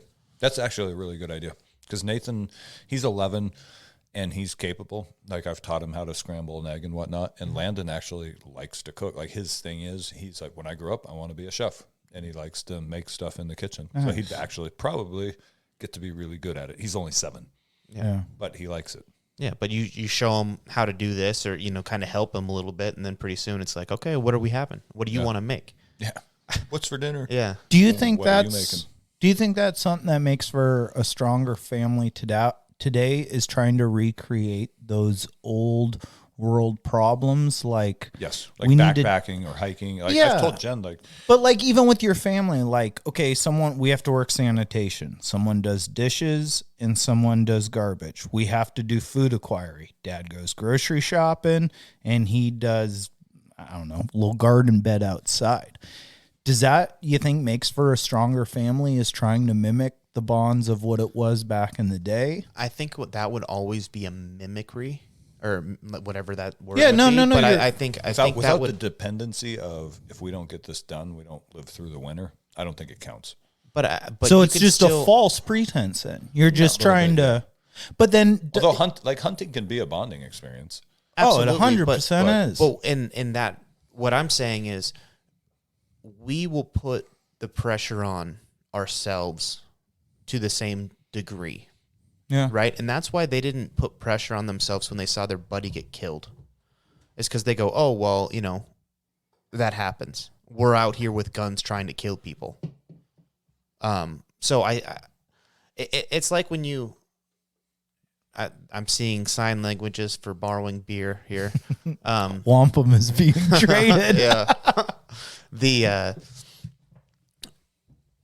If the worst thing in your life was you fell down and scraped your knee, that would be a level 10 for you. Mm-hmm. But if the worst thing in my life was I fell down and broke my leg, I think objectively everybody would go, well, breaking your leg's worse. Mm-hmm. And so that's now 10 for me. So when I fall down and I scrape my knee, it's like, well, I didn't fucking break my leg. But your 10 is still falling down and scraping your knee. So even if we made that struggle today and we tried like creating a space in which like we had those struggles, as long as we made it something that was hard, so it was like, oh, this is ridiculously hard and how are we going to do it? Mm-hmm. I think you can still create those things that would be a 10 that we can't look back and compare it to like, oh, if we don't do this, we're not going to eat. But it's like, hey, guess what? We're walking to the fucking store today. Yeah. I think that's why everybody at the gym is really tight, because practice is hard. Those rounds at the end are really fucking hard if you're, like I rolled with Marcus on Wednesday and I was like, Jesus Christ. The human muscle. Yeah. Dude, it's like herpes. It just keeps coming at you. Yeah. Flare-ups constantly. Marcus is like herpes. He's no matter what you do, he's just coming back at you. He's there. He's a giant muscle. Forget about it for a little while, but so I think that there are ways. I think I'm actually contradicting myself now. I think you can manufacture shared struggle, absolutely, and it is effective. Absolutely, and you can't compare yourself to that though. Like, we're not going to have the same struggle as these guys. You can't compare, but if we're saying like a tough life makes a life you're more humbled by, a life that you are able to enjoy the smaller things by doing that. So is it a better life to try and, I mean, I'm going to agree with this, make those micro adversities, but also like, so is that a better lifestyle is trying to create a harder, easier lifestyle? I think, and that's what we're trying to shoot for today with like a strong family structure. And this is like representing those tough times, even though it's easier. The more we can be tough, like those guys went through, they had bonding experiences. So how can I take this easy nuclear life and make it tough for everyone and bond us, but not destroy us? Yeah. And I think that's kind of what my parents did with that little, farm is I can remember my dad being like, all right, we just need to we picked rocks by the thousands of pounds because my mom wanted a horse arena. Yeah. So to clear out, 200 feet by 100 feet rectangular, we just got out there summer after summer. We'd back the flatbed trailer out there and just start anything bigger than a golf ball. And we're putting it on. And some of them, dude, there was some where we'd start kind of digging around the edges. And before you know it, you're pulling something like the size of a Volkswagen out with a tractor and trying to figure out hang on a minute, what are we doing? I got this glacier boulder. But, yeah, exactly. Yeah. Exactly. Oh. And that's just what we did. And the whole family went out there and got after it on Saturdays and Sundays, and it was pretty miserable. But we ended up with a pretty tight family. So do you think because we don't have that struggle in our life and we artificially produce it, do you think we could ever get in the same mindset of these guys back in the day? Only if you had to. I don't think humans these but guys, that's what I mean. Machines. These guys were looking back and thinking the same thing of their great grandparents. But I think their technology isn't pretty this even. isn't struggle. But their technology was pretty thinking, even. Thank God we're not peasants stuck in a hovel where we have no chance of ever doing anything. Yeah, for ourselves. Remember when we were so under the king's thumb, we couldn't even say something against him? Yeah, but the only thing that was a new invention in that time was the gun by maybe a couple 100 years. If you go 100 years before them, life was pretty much the same. And 100 years before they them, were doing it for themselves. So they were becoming landowners. And the idea was that their kids would then be landowners and they wouldn't be working the land for like a noble. Yeah. Whereas in Europe, you had no hope. Like generation after generation is just going to live in this hut and work the land. That's the king's well, you're deer. in a futile system. Yeah. Exactly. You can't go hunt the deer because they belong to the They king. owned it. Yeah. So I think their struggle was different, but they're probably looking back on it, going, "How lucky are we to be here right now? We're in our house on our property. So and then we'll go hunt a deer whenever the fuck we want. So that's interesting thing. So it's better to be free and starving and do than it for to yourself. be a slave and so- maybe a little fat. Yeah, Mike, you're an entrepreneur, but maybe it's been. How long have you had your company? Like 7-8 years. Okay. So I can tell you, having started training Northwest a year ago, the days I work for me feels really good. Mm-hmm. Yeah. Yeah. It's charging. Yeah, It exactly. charges your batteries because you know you did it for yourself. Yes. And you got to choose what you did and how you did it, and the outcome of the day is what you put into it. And it does, like, I'm losing money. Like, I lost my gross expenditures were greater than my income in 2022, and probably will be again in 23. But I don't care because I'm building something that is mine. Yeah. And nobody else has their fingers in it. Or I guess, sorry, the government definitely has their fingers in it. Yeah, 2 of them. But yeah. And maybe a third. There might be a third one. Yeah, somewhere in the back. And but to go out and just be like, this, I'm my own boss. This is something I'm creating. Like, it feels really good. Yeah. Yeah, but that's where it's like it gets tough on me thinking about this because it's like, okay, so these guys had a shit life living under a futile system of British government. And then they want to fight so hard and come out here and it'll make them do the craziest things and live this unbelievable lifestyle. But then once again, who are they? Aren't they fighting for the British? Those same people that repressed them in a way. I mean, they see this new land they were as still, it was still very much.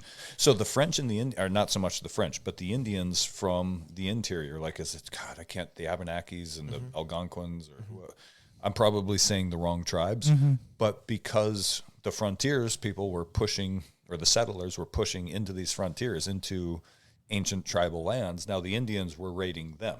And so, again, if you're a settler on the front, you're not thinking about the macro level where like, oh, I guess we are encroaching on their ancient tribe. You're like, these motherfuckers came to my neighbor's house and scalped his fucking 7-year-old child and raped his wife. Yeah. So the British, even though they had escaped the king, they were still very much loyal to the British cause of establishing these colonies, because this was the way. Yeah, God dang it, I'm kind of contradicting myself, but they still identified themselves as British. Yeah.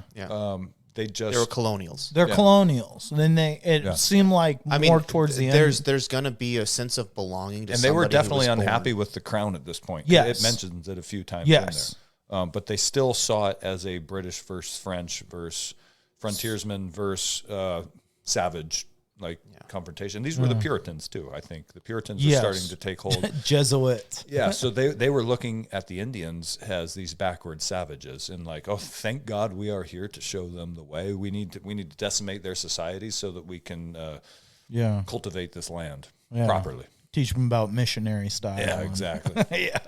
No lights. Turn the lights out. Yeah, I mean, it is, like I said, it wasn't, to me, like I said, it wasn't the most eloquent of sentences and stuff and structure, but it was just every 10 pages, you're like, what the fuck? Yeah. 10 pages later, what the fuck? Yeah.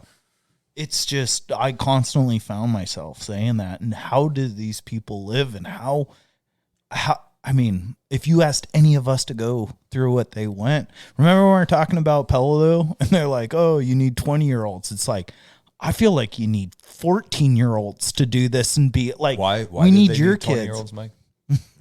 Nope, gentlemen. Yeah. No, it was just insane to see what these people went through. Durable.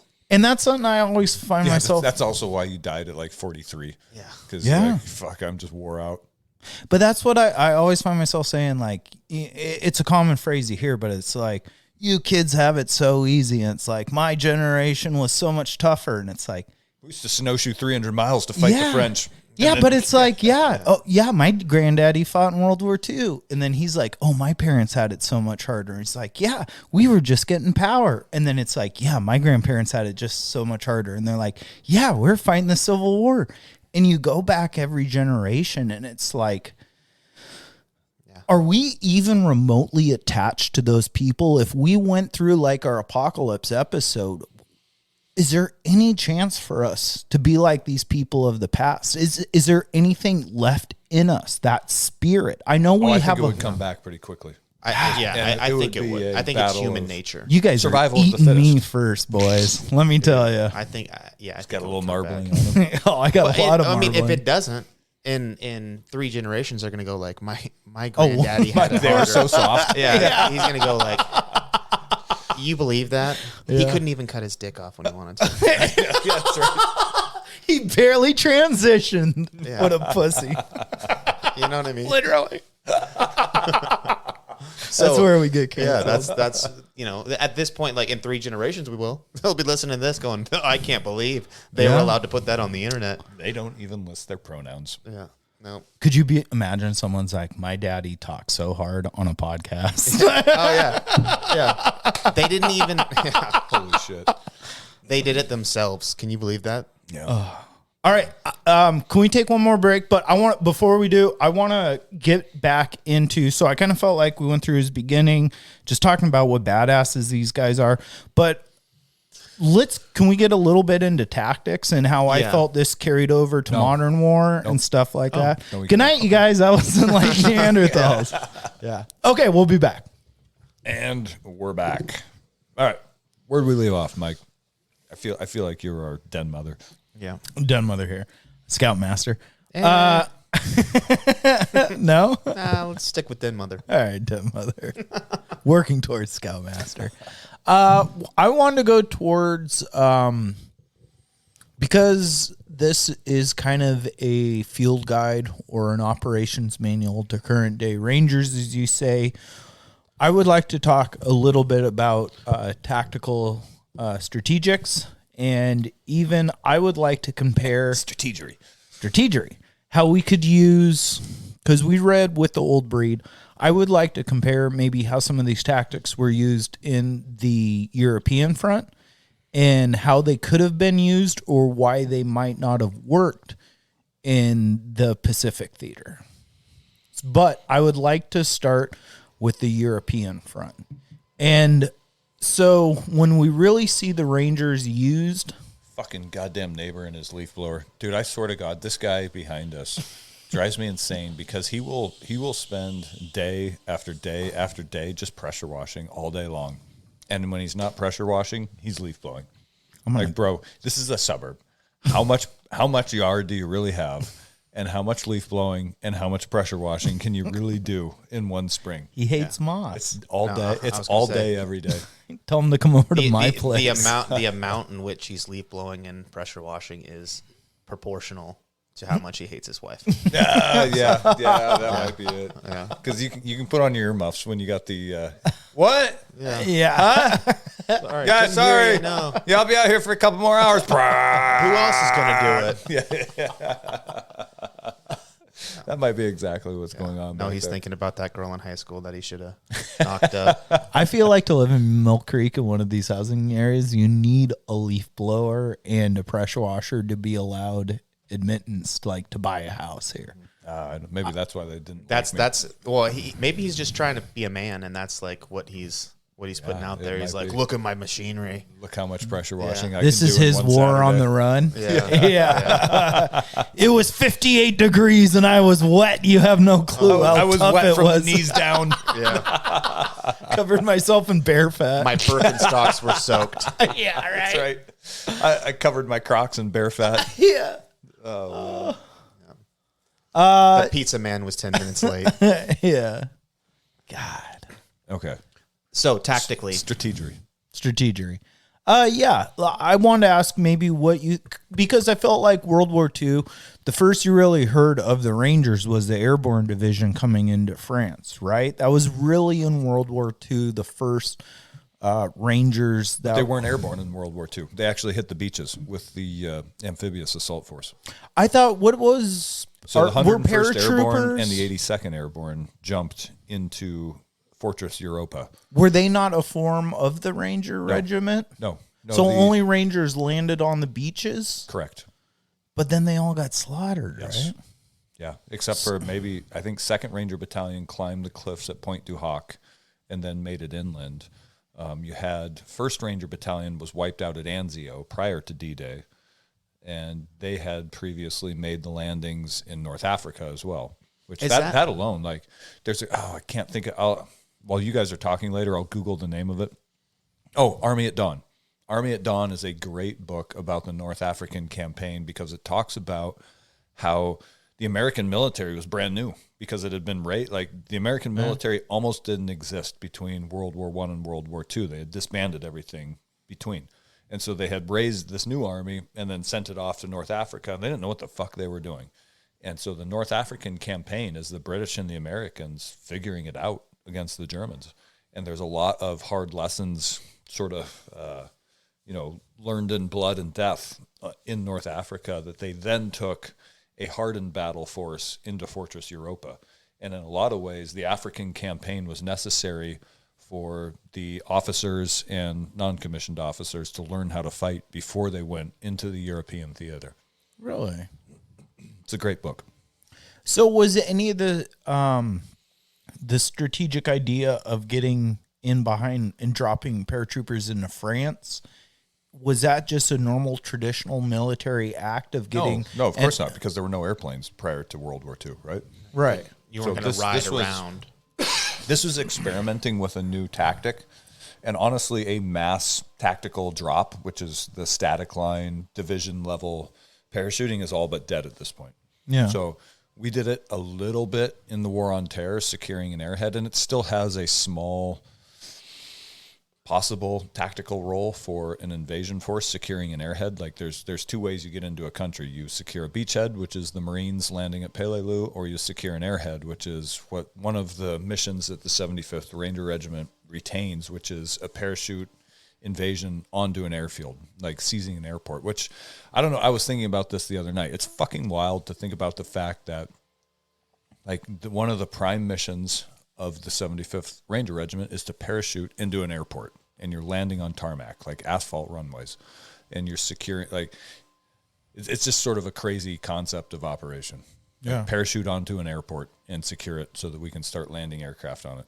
Yeah, fight your way from the airfield. Yeah. Establish positions. Those are the two ways. When you're falling, though, because military... Or I shouldn't say the two ways. Like, you also have you have the traditional overland invasion, which is, you know, the tanks storming up through Kuwait into Iraq. Yeah. But then you have these other two sort of like wild ass, you know, storm the beach or storm the airfield, one or the other. So would you say that dropping in behind the lines and trying to form little bands and stuff was kind of a form of this type of guerrilla warfare? A little You bit. have little factions, but it seems more so that you have a huge presence. It's more of storming the land, even though you're dropping people in with parachutes. But even like on a mass scale with a large, you know, divisional level force like the 101st Airborne Division, it's still to sow confusion and deny the enemy his rear areas. So when you have a front line, you can focus on the fight on the front line, and you have all your logistics and, well, I guess medical is part of logistics, but you have this rear area which allows you to relax and then allows you to operate the front line. Mm-hmm. So special operations like Robert Rogers, where they're sneaking into the French rear area, or a parachute operation like D-Day, where you drop the 101st behind the German lines, you're denying them that rear area in which to support the front effort. Okay. So you're right. It is sort of a special operation. Well, they kind of put the Rangers together to scout, right? In reconnaissance. So that's more original, or less the original name Ranger comes from this idea of ranging. Quote unquote ranging, yes, which was to go out into the wilderness and range between 2 points. So you're ranging from this village to this village, and you're just sort of checking. It's part reconnaissance, part movement to contact. You're essentially just taking the temperature of the frontier area and see, do you find activity of enemy raiding parties, or do you French fur trappers, and just kind of seeing what's out there. So it's kind of a reconnaissance mission, kind of a security mission, kind of a movement to contact. Yeah, because at one point Rogers he joins up. He's 14. He's young. Then he kind of establishes himself as somebody who can get the job done, and then he gets hired by the Queen, right? Or was it the King that employs him to run a company? And they're like, this guy, he's good, and we need him, right? So there was a point in there where they started using him as such, right? And he's developing not only what has been done before, but he's making it his own. Yeah, and honestly, there was a point early in the War on Terror, 2003, where me and Greg, our platoon, was up in this place called Berrycout, and we were doing exactly that, like the ranging mission, where it was the 2003 equivalent, where we would put 2 squads on Humvees, and we would drive up through the Kunar Valley for a day or two, and then we would park the Humvees, and one squad would stay there, and another squad would just take off up a ridgeline up into the Hindu Kush. And people have asked me to describe that mission. I'll say it was part reconnaissance, part movement to contact, part just outreach, like go make contact with these villages because they haven't seen white people since the Russians were here. But literally, it was a ranging mission. Yeah. It was a traditional ranging mission. Okay, so that answers, I guess, kind of my question for the European front. And it wasn't quite what I thought that was entailing, bringing this type of fighting. But I guess let's tie it back into Peleliu. If you look at Japanese strategery, stuff like that. Strategery. I mean, what was that movie? Oh, I can't say that. That'll get us canceled. What was that movie with Tora. No, Tora was a good great one. movie. That's a good movie. But it was about It was Tom Cruise, and he went to Japan. The Last Samurai. Last Samurai, yeah. Oh god. Right? You were gonna say the Paul Mooney thing. yeah. I can't say that. That'll get us canceled. Tom Cruise, not Tom Hanks. Tom Cruise. Yeah. Yeah. There's you guys just Google Dave Chappelle show Last Samurai and see what you come up with. It's great. I can't say that, but that's fantastic. But I mean, some of that was true. If you look at Japan Rising, like in the like the 1800s, even into the 1600s, Japan really became a global society. And one of the reasons they fought World War II and thought they could do what they did is because they took everything in. They took technology, they took in gasoline, they took in products, they took in steel, they did all this stuff. And they were very aware of American culture and American fighters and Americans fighting, or the British coming to the Americas and fighting. And this type of guerrilla warfare that you see in this book currently here that we read is a doctrine in our own United States type of fighting, this guerrilla warfare, this brutalistic battle. I feel that you see the Japanese of World War II, when they really start to fortify, they adopt this type of warfare, which is from our own doctrine, and we didn't even realize it. Once I read this book, I realized the parallels of night fighting and night raids and why the Japanese moved at night, why they carried little swords to be quiet instead of firing a gun. I almost wonder if the space was too like I kind of have to eat my own words, because I was talking shit on American tactics where it's like, all right, we just got to hit the island and march online. But when you're that limited in square footage and acreage, and the enemy there's that many, like, what else do you do? Yeah. Although at the same time, it's like, all right, why do you put infantry on the island? I don't, like, as a defender, I get it, but as an attacker, it's like, you're just gonna get everybody killed. But I don't know how else you'd go about it other than by firing all your ship guns. But that's what I mean. Your air raids, and whatever is not left has to be dug out brutally, tooth and claw, yes, or tooth and nail by your infantrymen. You look at those, like when they went to Okinawa, I think they said their ships, they had an armada of ships around Okinawa, and they bombed it for 3 months with planes and ships, and they're like, no one's alive, let's go. And then what do you know? There's like 20,000 people still alive. You ever try and get moles out of your yard? Yeah, but that's what I mean. They dug in. Yeah. So, but isn't that the style of Rogers? Isn't that it, to hide, to move at night, to be unseen? I don't know that applies to island fighting. I don't think they literally just dig in your defenses and then slam your infantry into them. But they would move at night. Everything they the would Japanese move at night, and they'd come out and try and I see what you're saying, when they would come try to like sneak into the lines.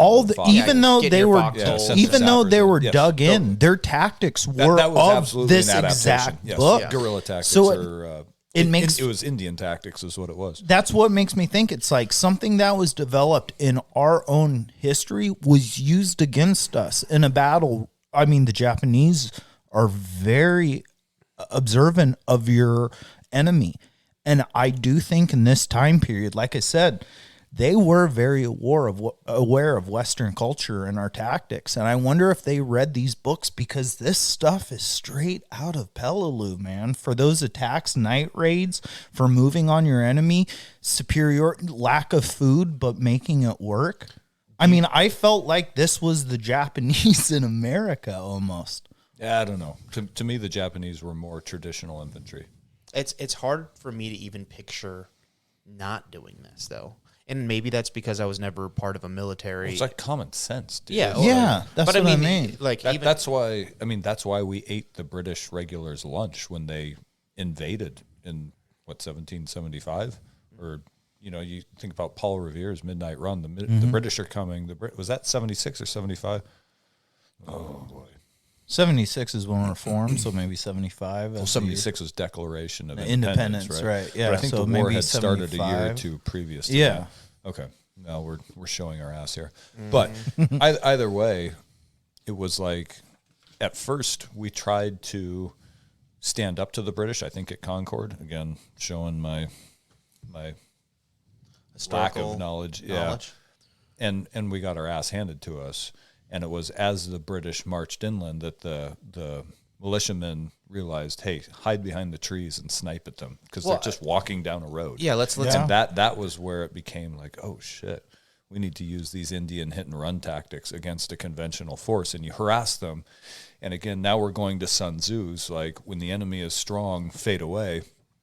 So you harass and sort of deny them a safe area. And that's really where guerrilla tactics are strong, is a conventional force needs supply chains. Yeah, exactly. They need these the people logistical behind chains, and they need to have these sort of routes, areas through which they can move all this material and men and supply and service. And the true strength of a guerrilla warrior is to attack that supply line. Yeah. And to deny this juggernaut force of conventional soldiers, deny them their umbilical cord. Well, it's what everybody can, like, everybody's seen The Patriot, right? So Great documentary. Yeah, 100%. But that's more or less what ends up happening. Yeah. So it's one I have guy. a feeling I'm going to be renting that tonight after the boys go to bed. Smoking a joint, pulling out my Grants Forest Brook tomahawk, and fucking getting naked in the living room. Yeah. Where's my bear grease? You guys want to spend the night? Rain check. Yeah, I mean, but that's more or less what ends up happening. Yeah, like he uses those kind of tactics on supply lines. He moves around. He's blending in with the forest. He's doing all those things, and that's, I think, I'm a layman when it comes to any of this stuff, so that's what I started thinking about the whole time. And obviously, the French were using Indian raiding parties. These people called métis, who were half French, half Indian, like the fur trappers had bred with Indian women, right? Wasn't the other way around? They didn't let the Indians breed with the. I don't think there were too many female fur trappers. I think there's a lot of fur on both the trapper and the women. Yeah, I was just gonna say. I think you would look like a hairless wonder compared to some of these people, but you're a 13-year-old girl, Jordan. Feels like it. He's got a beard like a 10-year-old chick. Yeah. History repeats itself. Huh?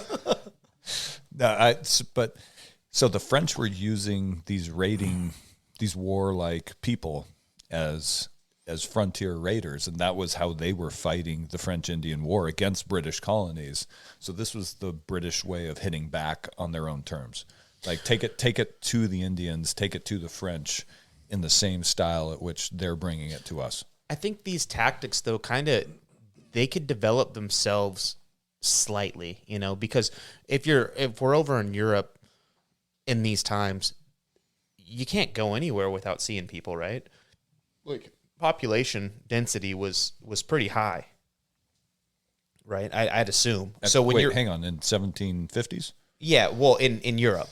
Oh, in Europe, yes. Oh, Yeah. 100%. Yeah. So the population, villages and castles. So you're not sneaking around the woods too good. I mean, sure you are, but if you get caught, you're in the king's woods. Yeah, you might get executed. When you have a military force, it's just like, here's my people versus your people. You march to the battlefield, line up. It was like a gentleman's. This is how lowly they thought of peasants and serfs.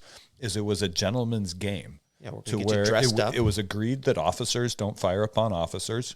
The enlisted men fire at the enlisted men, and we leave the officers alone. And it's literally a fucking game between the nobles to line up their peasants and have them slaughter each other. And that's how we would. Chest. Yeah, exactly. Yeah, but isn't that the same thing I'm saying about like? And that's why they had such a problem It with. is. They got online in Peleliu and they walked through. But they had a big problem with the Continental fighters because they're like they are intentionally targeting officers. Yeah. Oh my God! But I'm clutching my pearls that's because what they're I mean. going to shoot at the officers. But that's what I mean. Like, you look at so much of war throughout history, and like 2 legions would meet in a field and they would go to battle. Or you look at the British and the Americans, and they would stand in their regiments and they would fire at each other, right? But what made these guys more effective is that they're adapting these battle things that are considered demoralizing by most fighters.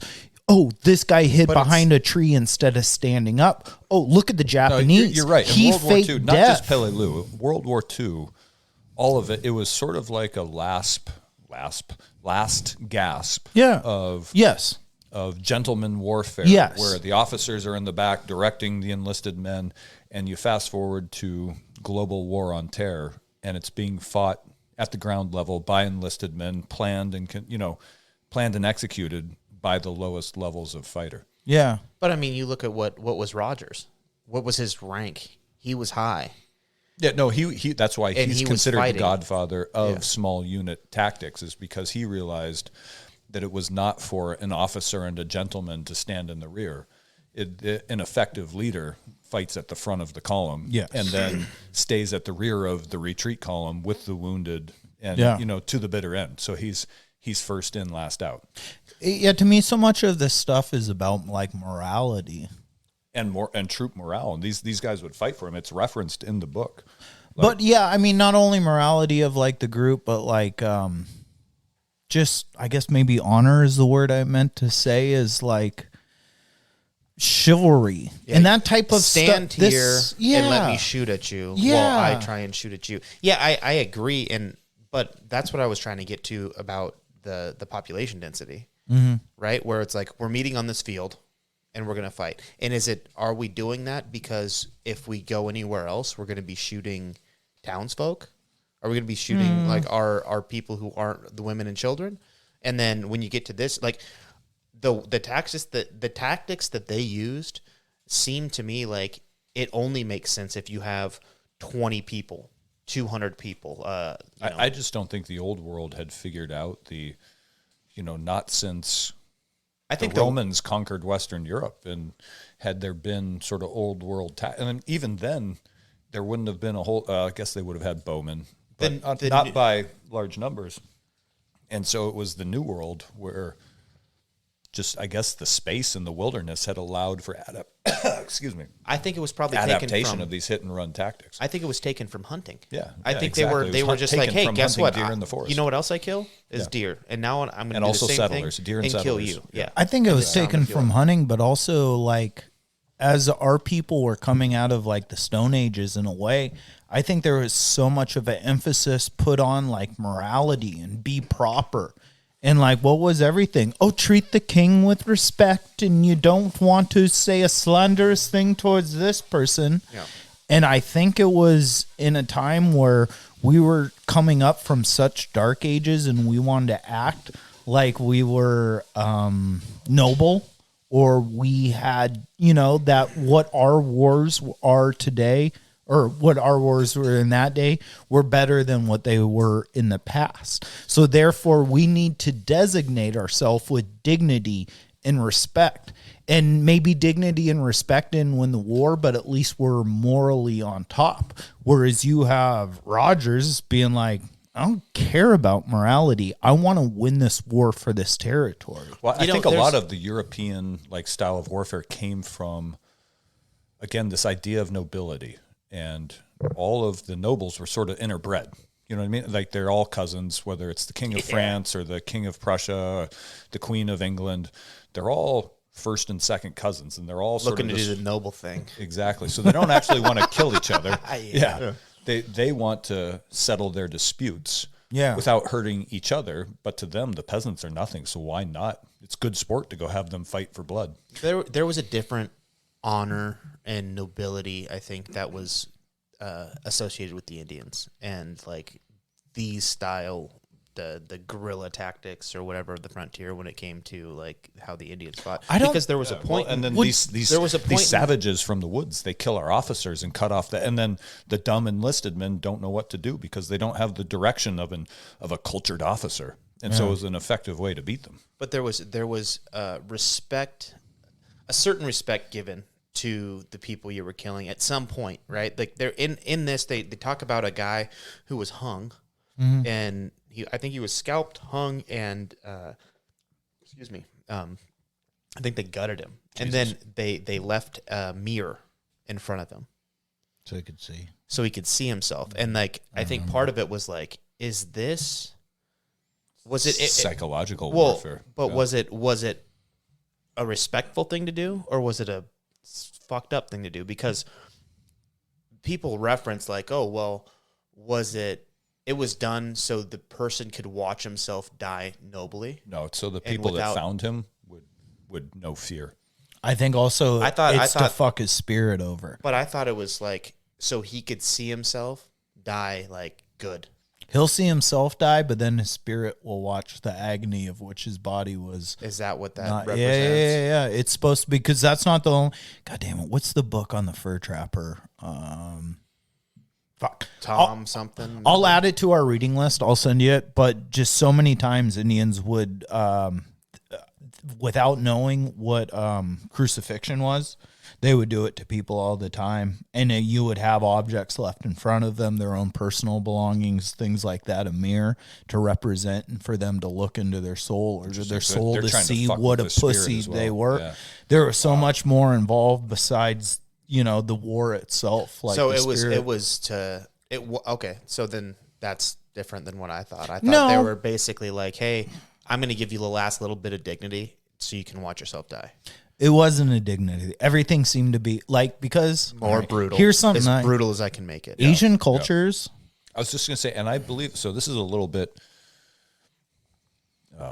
controversial, but with the Tartaria narrative, or even with the Graham Hancock, Randall Carlson narrative, that human beings were in North America well before the established 130,000 years ago.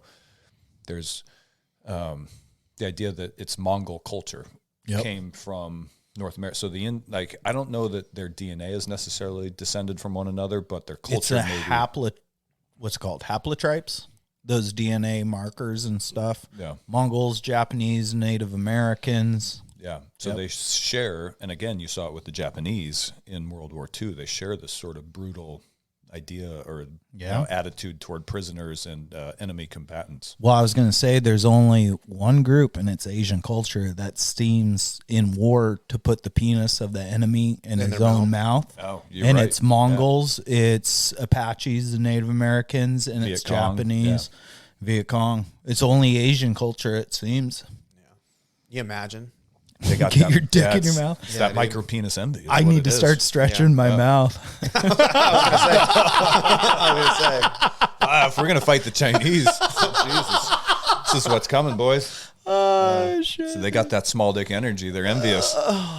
Gonna end up looking like the Joker.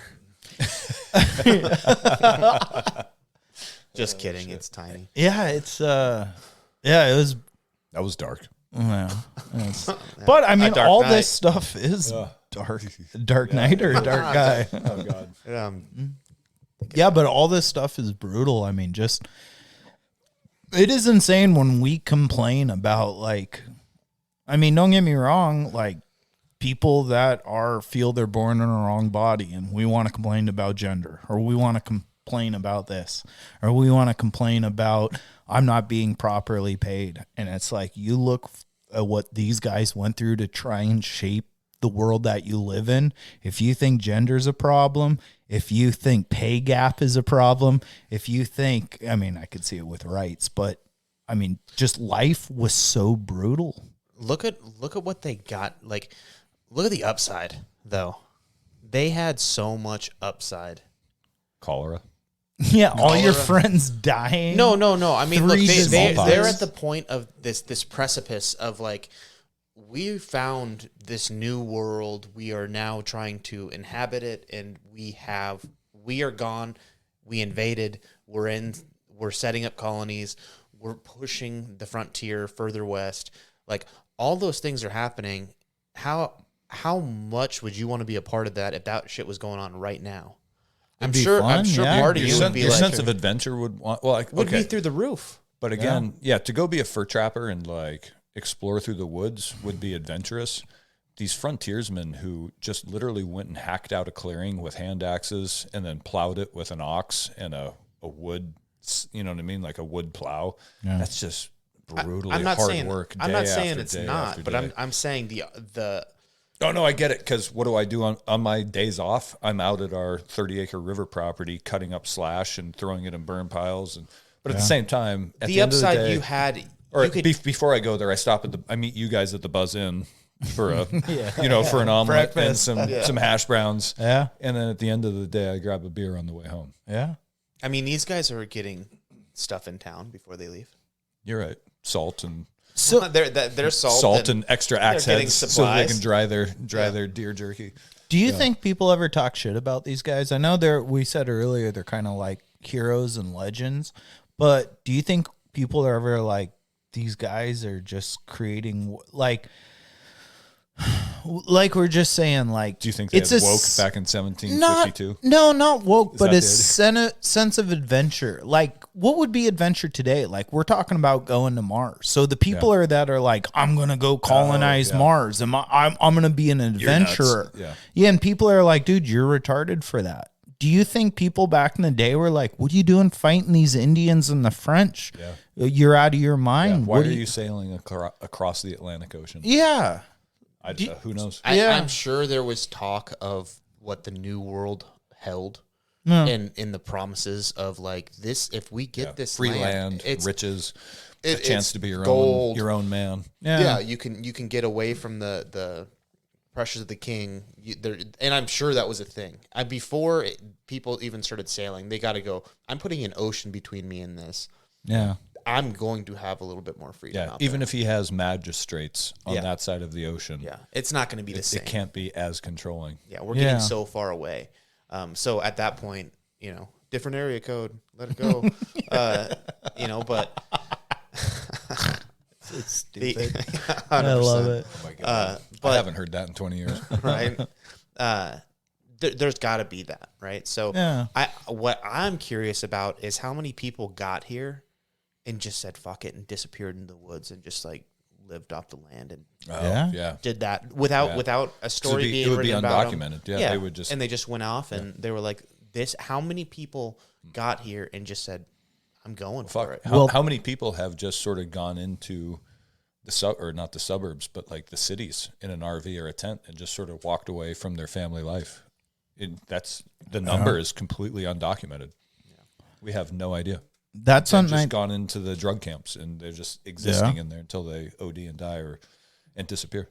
That's something I think about, like what you said is because you look at these time periods and the settling of the West, and you see so many people taken by Native Americans, and the people are then not caught, but they're reapprehended or they're brought back into civilization. And they're mad about it. And these people run back into the woods, but you have zero almost accounts of Indians being brought into modern day Western society, acclimating. But only because they became drunks.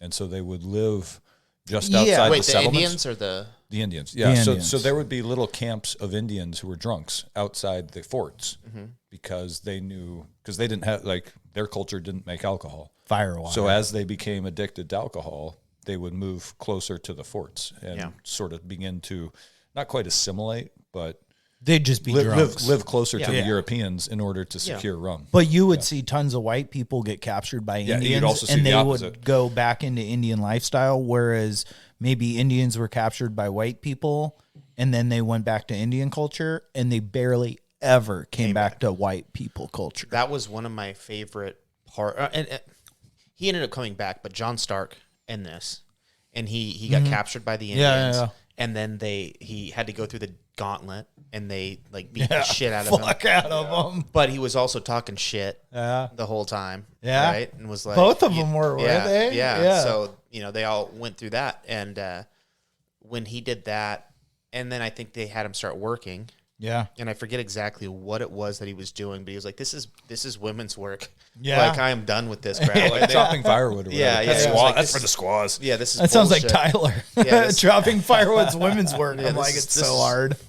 Yeah, this is bitch work. I'm out of here. And then they were like, all right, bud, like, he's one of us. Like, and they had respect for him after that. Yeah. So it's interesting how what you were saying earlier about, like, he killed my father.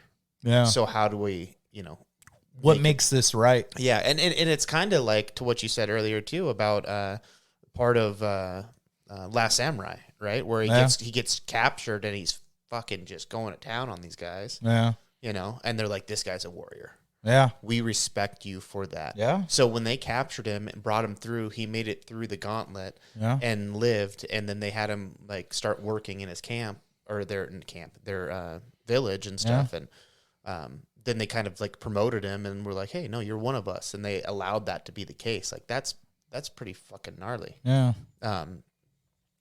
I don't know, like, how do you relate to that in life now? Like, is there a situation where, like, you get in a fight with somebody and... Captured by the Taliban, taken out into the mountains. And then live with them and be made to be like, oh, I kind of see how you guys live. Yeah. I mean, I think John Stark made it out of there. And then because he came back and fought. Right? The British Army. But it's just like, to be able to live with them and see what that's like. And then what's that called? What's it called when you live with your captured Stockholm syndrome. Stockholm syndrome. Yeah. You know, it makes you wonder if there's any of that going on, or if it's just a different type of lifestyle that grabs. And you know what Stockholm syndrome is? Yeah, yeah. But that's what I'm trying to say. Like, Stockholm is more sympathy for their cause, not so much. Just like right, but you just start to identify with your capturer and you know, captor, and you give them, you know, you feel what they're doing maybe isn't as bad as it is. I thought Buffalo Bill was fucked up the whole time. You put the lotion on the skin. I never really got along with that guy. Yeah, Stockholm. He was a fun cellmate. Let me tell you. Yeah. I don't know. I think that there's parallels in so many different stories of that being the case. I don't think it's Stockholm syndrome. Yeah. I think it's just like, and maybe it's like, thank God they let me live. Yeah. So I can appreciate the way they're living. But when the tribes weren't at war with each other, it might have been like, you got to think, if you're living amongst, let's say you're on the plains and you're living amongst buffalo herds aplenty, to where it's like, you know what, this week, Monday, let's go shoot a buffalo. We'll be good for the week. We've got a little bit of corn and squash growing out back, and we'll just spend the rest of the week kind of hanging out with the family and doing whatever. Like, it might have been a very relaxed, sort of easygoing lifestyle. Well, that was my argument for the apocalypse coming home on the road. You know, it's good for the first 2 days, but after the Twinkie truck and the Frito-Lay truck and the beer truck and the water truck and all those get raided, well, now the roads are dangerous. Yeah. Maybe, you know. But I think you'll see a spike in violence, and then you'll see it once the population levels back out, and you go, oh, it's kind of nice again. Kind of good. You know? There's not people. I don't necessarily have to worry about things. If I have my supplies, I can move about a little bit more and kind of try and find. I mean, around supplies. Everywhere you drive around here, they're throwing in townhouses and condos. Yeah. And everywhere I'm like, God damn it. That's 50 more cars that are going to be at the stoplight trying to get to the freeway in the morning. Can you fucking assholes go back to California? Yeah. Okay. Yeah. Salted pork and ginger, fellas. Yeah, that's all you need to survive the world, apparently. I've planted all the wrong things out back. You get some ginger plants going. So towards the later part of his life, this is what shit starts getting dicey. Because he starts drinking. Obviously, he's been drinking the whole time, but like that really takes a hold of him. Mm-hmm. And then he goes and he's like, you know, I'm kind of a piece of shit, and I'm. He gets divorced. He gets divorced. He goes. What was his wife's name? Gertrude or Bethel or Ethel or Bertha? I have. It was one of those like classic names. Yeah. There's a picture of her in here. Hang on. Uh-oh. What she look Drawn. like? A rock? So, yeah, there's a painting. What is that? Some moss on a log? Why is it sticky? Elizabeth Brown Rogers. Elizabeth. What a dumbass name. You guys are so close. I thought it was Elizabeth. Berthy? Bethy? No, I thought he called her something else in those letters. Well, isn't and that was the funny thing. You read those like, my dearest Elizabeth, my body could only want consumption with you. You're like, what does that mean? I thought he talking about sex? I thought consumption was sickness. I'm getting drunk with the boys and thinking about some weird shit out here. I bestow to you upon my heart. Rubbing myself down with bear grease, thinking about you. Sorry, Jordan. We deterred you. No, I don't. My one-track mind is not such. It was sad in his later years. He got divorced. He was a drunk. Well, and he tried to go get money from the king. The king goes, yeah. "Oh, guess what? There's a jail cell for you." Yeah. And ends up we going got to we got our jail. value out of you. Yeah, and Which they just reminds kinda, me of, like I said, man, the used him parallel to modern day soldiers who, after 20 years, get I out thought we were with talking TBI about and pimps and hoes for a second. yeah, no, Used and abused. Yeah. used and abused, and send them to the VA for some psychotropic drugs that'll put them on the couch drooling on themselves until they die because we've got our usage out of them. Yeah. Which we Yeah. just cut, by the way. Yeah, exactly. Yeah. I mean, for a guy that it did so much, it was kind of a It's a tragic end. kind of a fallen hero type ending. Yeah. When are we going to get those fucking Disney endings that I've been looking for? Because these last books you guys have like just nothing but heartache. Yeah, Eugene Sledge got the good ending. He just went home. He went home. He became a professor. Had a and family. taught at a college. But maybe that's not life. Like I was saying earlier, like this guy was a hero, but like he thought he was having the best time ever. But maybe his soldiers following him were like, "This is crazy. I'm eating Indian scalps and salted pork, and I'm sleeping on snowbanks night after night. I've never been warm in the last 3 months." And so it's like, well, maybe to create people like this in culture or to change the way the world happens is this guy that we just read about was a crazy absolute asshole. He probably, if he was here today, we probably wouldn't be friends with him. I don't think so. Because he would be I think it egotistical, talks- maniac. No, I think it mentions his charisma, and that's part of the way. Again, there was high levels of desertion, and guys would just walk away. So if you were not a charismatic leader, there's no chance that you would ever, form. Like, again, people weren't enlisting into the army and then being assigned to his company. He had to go out and Visit and recruit people into his company. And he was extremely good at it. Yeah. And if he were not good at performing his duties during the missions, then they all would have just been like, all right, when they got back, been like, all right, fuck this guy. He doesn't know what he's doing. We're out of here. Yeah. So But I think he had to season be after really season. good at conducting his operations, and I think he had to be highly charismatic to do what he did. Yeah. But just because you're good at what you do doesn't mean you get along with people. Oh, good. If Being you good at leading a raiding party into northern New York does not mean that you're good at functioning back in gentrified society. Yeah. And that's exactly to my point of soldiers coming home from Afghanistan and guys who are amazing in a gunfight in Fallujah or Iraq. And it's like they don't fit in the suburbs. Yeah.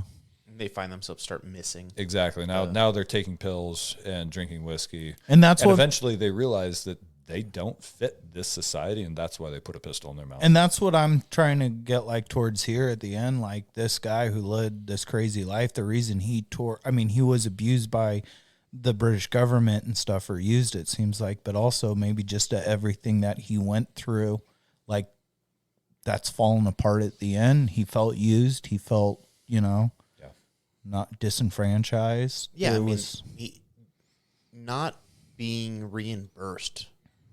that's a tough one. Not like I gave everything, myself, my blood, my sweat, my tears, and my money, Yeah. and now I can't even get that back. Yeah. That's harsh. So it's easy to see how he could end up being somewhat of a turncoat, Yeah. and it's easy to see how he would start making these decisions that would, lead him down, kind of dark paths. Yeah. Granted, I'm sure he was a crazy fuck the whole time, Yeah. Because it takes somebody a little bit out of the ordinary to do out of the ordinary shit. Yeah. Oh, yeah. So, yeah, it was a cool character to read about. Yeah. I do wish I had more reference to the time, more so than just the Patriot. Real quick on that, in the Patriot, Mel Gibson, didn't they say he was big in fighting with the French and Indian War? Was he supposed to be Fort Wilderness. correlated with any of this? I think it happened after the fact, Yeah. and I think it was a situation of like he pulls out a tomahawk when it's time to get down. Yeah. Like he goes to his his roots, and I think he like pulls up all that stuff because that's why all of a sudden he starts hiding behind things. Yeah, and they really kind of show like a Indian style tactic. Even in the beginning of the movie, I thought they said open to having with the slaves and stuff like that. He's like, no, these are you're free on my land kind of thing. Like, but so he's it's kind of showing like, I would imagine his thoughts with the Indians were similar, you know, and he has like Indian tomahawk and he's doing all these different fighting tactics like that. So I think he would have been a ranger of that time. And that's just how I think about it. I'm absolutely. So it does say that the Battle of the Wilderness. So there's a Battle of the Wilderness that happened in the Civil War, but then, or excuse me, no, that would have been. But there's both a Battle of the Wilderness in the war, or sorry, Jesus, I'm getting these all mixed up. The French Indian War, which is Robert Rogers. There is also a Battle of the Wilderness during the American Civil War, which would have come afterwards. Right. So it's a little bit confusing. So I think that in the Patriot, when they're talking about Fort Wilderness, they're talking about the war or about the French and Indian War. Yeah, because the Patriot wasn't Civil War era. That was Revolutionary Yeah, War. Revolutionary. And so a lot of veterans of the French and Indian War were involved in the Revolutionary War. Yeah, but I mean, you can kind of see or draw the parallels between that and see like the style of fighting he did with his kids when they're grabbing guns and hiding in tree lines, killing guys. And he says, "What does he say? Shoot the captains first, or what? Like shoot the high-ranking guys first, officers first, and then work your way down." And that's exactly what was happening here. So I think they kind of nodded the cap to, or tip of the cap to fucking those guys, and how this worked. Absolutely. So it's a way to look at it. It's crazy, man. People are not crazy to think where we came from. It is just how people led their life to get where we are at this moment on a roadcaster or whatever. Exactly. We're sitting here. We've got Jordan's ribs in the oven. Yeah. Some potatoes on the stovetop. We have our own salted pork. It's going to be a lot salty and sugary. Yeah. All right. I think we might end it right there. It's kind of a somber podcast, but it's kind of a somber, like, serious book if you think about it. It's a serious episode in our history. Not everything should be, shits and giggles. Fart jokes. You should. I mean, this is why we are where we are today, how we got this country. Look into your history. Do yourself a favor. If anybody is listening to this, though, and they have any books that they'd like us to read and check out and talk about, reach out. We're obviously open to looking into stuff like this. I think you guys kind of understand where we're coming from and the kind of stuff that we're into. Wait till you get my next book recommendation. Yeah. I mean, I'm already a socialist. I'm glad that we're talking about that because next is The Obstacle is the Way. Is that correct? The Obstacle is the Way. Yeah, all right. So for Ryan anybody Holiday. who wants to read along before we record the episode. Did you start that time, Buck? I did. Did that blow your mind? Yeah. Did you send it to me? Because you guys kind of. Oh shit! Both of you guys, yeah. Right. Well, is that going to be after The Obstacle is the Yes. Way? Okay. It's one. I mean, it's. We'll find out. That's offline stuff. But Okay. Obstacle is the Way. Ryan Holiday. That's the next book. It'll be a good one, just like this. Okay. Thanks, everybody. Thank you.